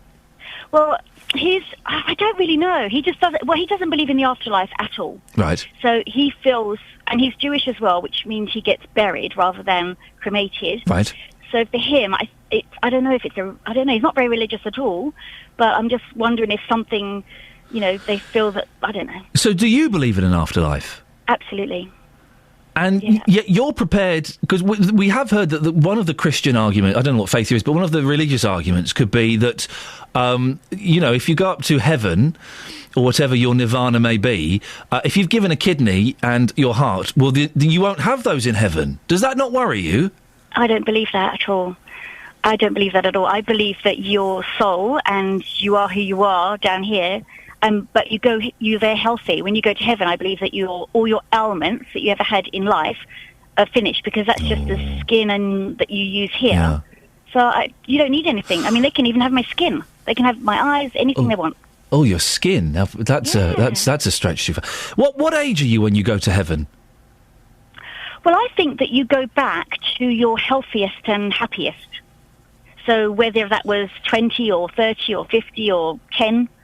Because I'm just wondering, if I die now and I'm 40 and I go up as a 40-year-old and then my wife dies in another 40 years, so she'll be nearly 80, we'll be incompatible. Well, you might not see her up there. Oh. But it's heaven. But she might be in a different guise, you see. Oh, no. Yeah. But it's heaven. I thought heaven you're supposed to be with all the things that you and the people that you love the most. Well, I think that you are, but they could be in a different guise. Okay. And they could be. But I think that you go back wherever you were happiest and healthiest. So if that was 80, which let's face it, not many people are that they're healthiest at 80. So around 40, probably that's when you are. I just think that you're not going to go up there and then be ill and unhappy. I think I'd be 22. I think I'd be. I was good at 27. I like that year. Oh. That was a good year. Well, the older woman. For me, if I was 22. It's getting a bit weird. Cheryl, thank you very much indeed. Nice to talk to you. That's a phone in for another day. What age would you be if you went to heaven? No, let's not. We're running out of time. Now, moves are underway to try and prevent the number of people falling over and injuring themselves in Milton Keynes. They want to lower the number. According to the council, there is a disproportionately high number of reported injuries from falls in the new city, given its population and size. Now, get this, Falls Prevention Strategy and Implementation Group has been set up, which will report progress to the Milton Keynes Health and Wellbeing Board. Well, Debbie Brock is the chair of the Health and Wellbeing Board in Milton Keynes and joins me now. Debbie, firstly, what is the Health and Wellbeing Board? Oh, hi, morning, Iain. The Health and Wellbeing Board is a partnership board at Milton Keynes Council, meeting of health leaders, political leaders, local Health Watch, and partners. And really, we're sort of there to improve opportunities for children and adults to enjoy a healthy, safe and fulfilling life. And you mentioned falls, and that was one of the things, one of the standout... How many people are falling over in Milton Keynes? Well, we have a higher number than the England average in Milton Keynes. What is the England... let's have some numbers. What is the England average, and what's the number in Milton Keynes? I can't give you exact numbers. Is it secret? But you will find that all the source documentation, the Joint Strategic Needs Assessment and the Public Health profile for MK. And I think the important thing is that 10, 11 hip fractures in the over 65s, very high. We're reducing that through 2011, 12 and 12, 13. How are these people falling over in Milton Keynes? I think it's a variety of causes. I mean, I think if you look at the prevention work we're trying to do, we're trying to strengthen people's leg strength, improve people's leg strength, improve physical mobility. So some internal factors, but also, if you like, external factors, extrinsic things. So perhaps you've got uneven rises in your floor at home, or unsafe carpets, or pavements which are uneven. So it could be the council's fault. I think it's a picture where there are a variety of reasons why people fall over. Uneven pavements would be the council, wouldn't it? Is there a chance that the council are worried of compensation claims against them? Well, I mean, that's something that would happen anyway, but uneven pavements is one of those things which the administration of the council, of which I'm a part, is completely investing in. There's £50 million coming forward. I just don't understand. I'm struggling to work out, Debbie, why more people are falling. Why more people in Milton Keynes would have uneven carpet or would be falling over more. Well, as I say, it is a variety of reasons. Yes, but why would these apply more to Milton Keynes citizens? The important thing is what we're doing to address it, and that is across the board, and that's partners across the board, and that's what the falls prevention strategy and the working group is all about. It's about how much does this all those factors into account. How much does this falls prevention strategy and implementation group cost? It's impossible to put an absolute cost on that, because there are so many.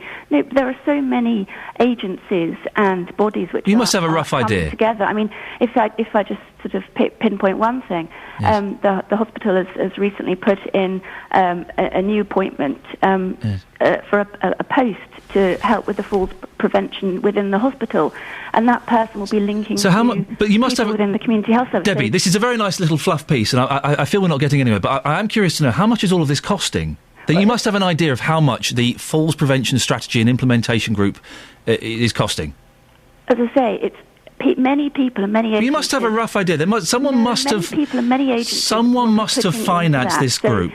I think it's about looking at the value of what this work is doing. But we don't know how valuable it is if we don't know how much it costs, do we? So someone must have. If somebody falls over, there's a massive personal cost to that person. Debbie, someone must have an idea. Do you have an idea, yes or no, how much this is all costing? I would not know exactly what it's costing, because, as I say, there are many people who are feeding into this process. Roughly? No, there are very many people and very many... Do you know and you're just embarrassed to say? This process. Do you know and you're just embarrassed to say? Well, the group itself costs nothing, because many people are coming to the table as a partner, as a partnership board, in exactly the same way as the Health and Wellbeing Board. Many people are supporting this collective action. And who's funding it? The council facilitates the group, but I mean that's a booking fee. But each and every single partner involved with this concerted effort, it's the same as the Health and Wellbeing Board. Each accountable partner will have their own costs within their own organisation. But this is absolutely picking up on the priorities where people will be curious, Debbie. If Milton Keynes. No, people will just be curious, Debbie, where their council tax or wherever it's being funded, how much it's costing, and why it's helping people who may be falling over in Milton Keynes. Debbie, we'll end it there. Thank you very much for your time. It was. I think we were both after slightly different things. Debbie was after promoting what they're doing, and I was kind of curious as to why people were falling over in Milton Keynes and how much it was costing. 08459 455 555. Travel news for beds, cards and bugs. BBC Three Counties Radio. Still some delays as you come down the A1 southbound from St Neots toward the Black Cat roundabout, and then some shorter delays then into and through Sandy. Beyond there, though, Biggleswade and onto the A1M running quite well. You might still find a little bit of traffic past junction 7 of the A1M, then past Stevenage, but it's running nicely then all the way into London until you get to Boreham Wood, and you've got the usual queues on the A1 southbound Stirling Corner toward Mill Hill Circus. The A414 in Hertford looking slow as you come from the A10 at Ware into Hertford. Delays past the London Coney roundabout both ways, and it's very slow on the A414 then down toward the M25. You've got A41 delays from Hemel Hempstead down to the M25.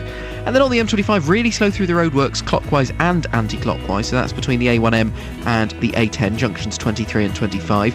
Anti-clockwise also looking busy coming down from junction 18 toward the M40 at junction 16. And you've got problems on the trains. London Midland and Virgin trains, delays of up to 15 minutes. They're just residual delays after a signalling problem earlier at Wembley Central, and their services are being affected between Euston and Milton Keynes Central. Adam Glynn, BBC Three Counties Radio. Adam, thank you very much indeed. Right, 8:48. It's Tuesday, the 2nd of July. I'm Iain Lee. These are your headlines on BBC Three Counties Radio. The Welsh Assembly will vote today on whether to introduce presumed consent for organ donation.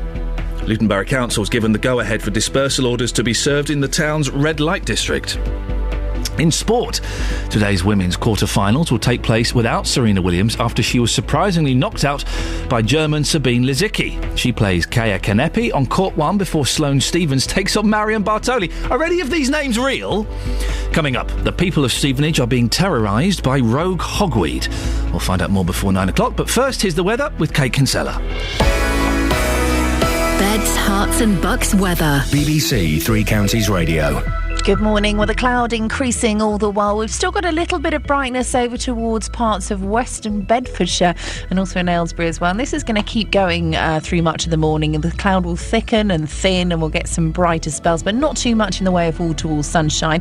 Have a very small risk of a spot or two of rain developing through the course of the afternoon. But for most of us, it should stay dry and we won't see any significant rain until this evening. The maximum temperature 19 Celsius, 66 degrees in Fahrenheit. But the wind will start to increase later on this afternoon, making it feel a little bit cooler. Now, the rain arrives this evening and will perhaps be quite heavy from time to time, giving the gardens a good drenching. That will move through overnight, turning overcast and a bit murky through to dawn tomorrow morning. Minimum temperature 12 Celsius, 54 degrees in Fahrenheit. Now, once that patchy light rain and murk has moved out of the way tomorrow morning, it's an improving picture. Dry, brighter, some sunny spells building in, and it will feel that little bit warmer. That's your forecast. Thank you very much.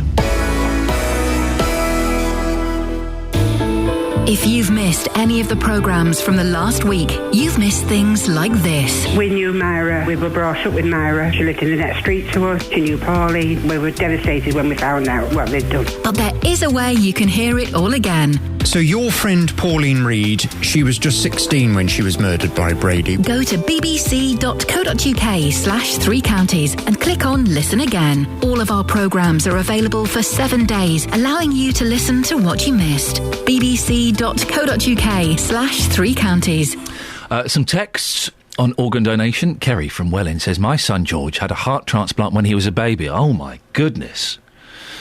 Without the selfless gift of life, we wouldn't have had the last 11 years with him. The donor is always in our thoughts. Well, there you go. If ever there's an argument for organ donation, it's there. Julie Morris-Smith says, Iain, I want to give my body to science research when I die. So if that meant opting out of donating my organs, so be it. Well, it's still kind of a similar thing. You're still furthering science in some ways. Now, hogweed.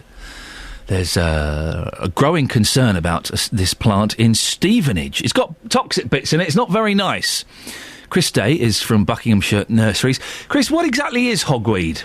Morning, Ian. It's a pernickety weed, mainly seen on the countryside, not in fields. I'm actually in my garden at the moment looking at a nice patch of it in my farmer's field, trying to get into the garden. And that's the problem. It grows to about 12 foot tall, probably about 8 foot across when it's fully mature. A beautiful-looking plant for a weed.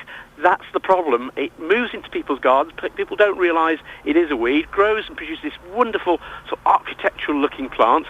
Then, of course, it sheds all its seeds. They then obviously infiltrate your garden, and again, of course, you've got a problem. But of course, for gardeners, it's the fact that it has this photosensitive reaction to your skin. So therein lies a problem for most gardeners. So, what exactly does it do to your skin? Does it hurt? It does. It basically causes blistering. Ouch. It's not very nice. If you go on any of the search engines and have a look, you'll see some really nasty cases of it as well. Oh, I'm going to do that now while you're talking. Go on, carry on. It's not good. And the problem is obviously some people are more photosensitive than others, as we know in life, so it can affect you more. So if you've got the problem in your garden... Oh, my goodness! Yeah. Oh, my goodness! That's why they sort of suggest when you remove this plant from the garden, you need to be fully donned out as though you're going into look World at War, that I think. poor lad's skin. There's a there are blisters on his arm the size of golf balls. It's not nice. No. What can you do to get rid of it from your garden, Chris? The problem with it is it's a biennial. That means it seeds itself in your garden, it sits there for a year waiting, and then in the following year it then sends out these wonderful flowers and obviously looks all lovely.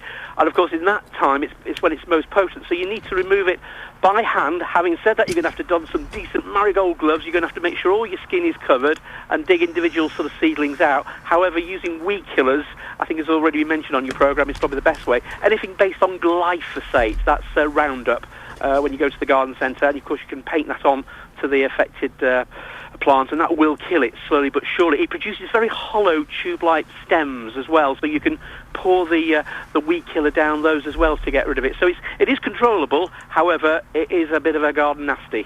And once you've got rid of it, is that it, or is it like that Japanese weed that is just impossible to get rid of and is always there? Yeah, it's a lot easier than Japanese. Okay. It's not really Trangoodus, but yeah, it will. The trouble is, it will seed itself around. So you need to try and look at and find out what the plant looks like in its first year, and obviously remove those if you can.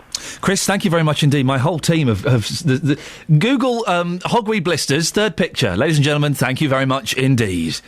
Oh my goodness, that really is that's very unpleasant. Dearie me. We were talking about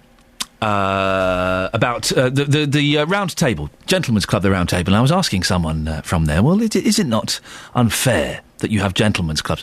Well, there are ladies' clubs as well. Heather from Buckland. Heather, I believe you've actually managed to enter a ladies' circle. You've been in a ladies' circle. I was a member of Ladies' Circle in the early 1980s, and it was the best time of my life.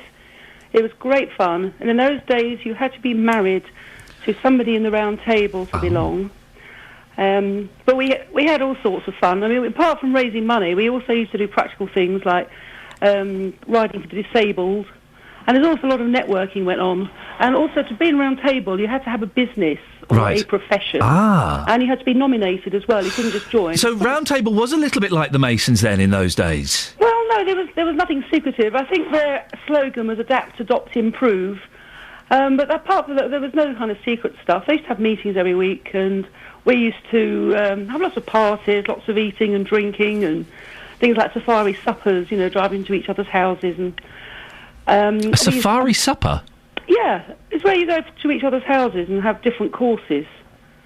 Oh. It's one of those 80s yes, and fondue parties and things like that. Yeah, that type of thing. There will be people listening, Heather, who'll be curious. How do you get into a ladies' circle? I know you've got sort of strange connotations going on here, but you have to... I don't know what it's like now. I mean, this is like 30 years ago. You had to be married to a man in the round table. Right, yes.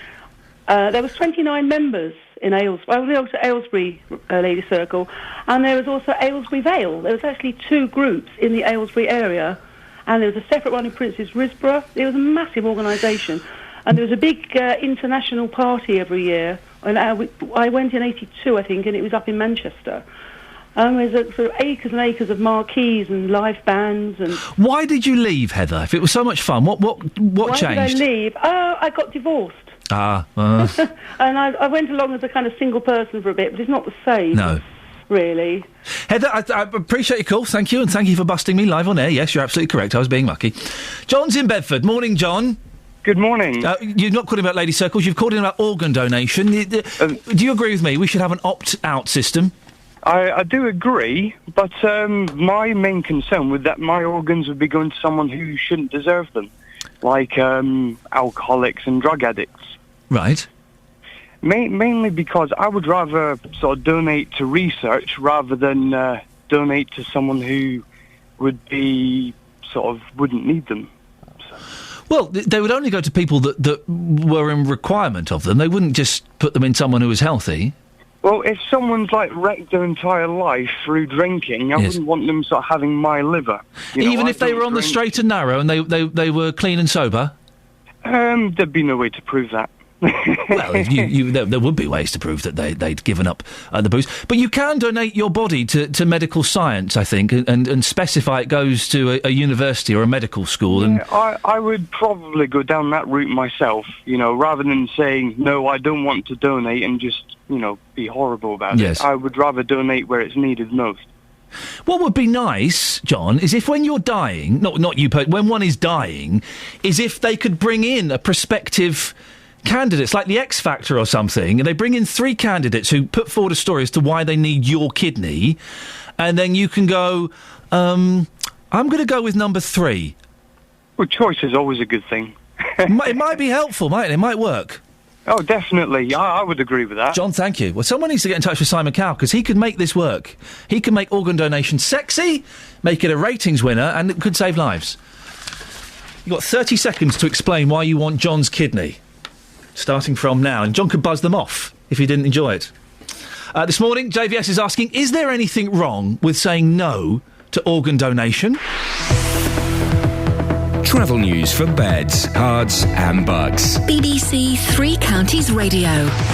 Speed centre still picking up a fair bit of traffic coming from St Neots down toward the Black Cat roundabout and then onwards towards Sandy.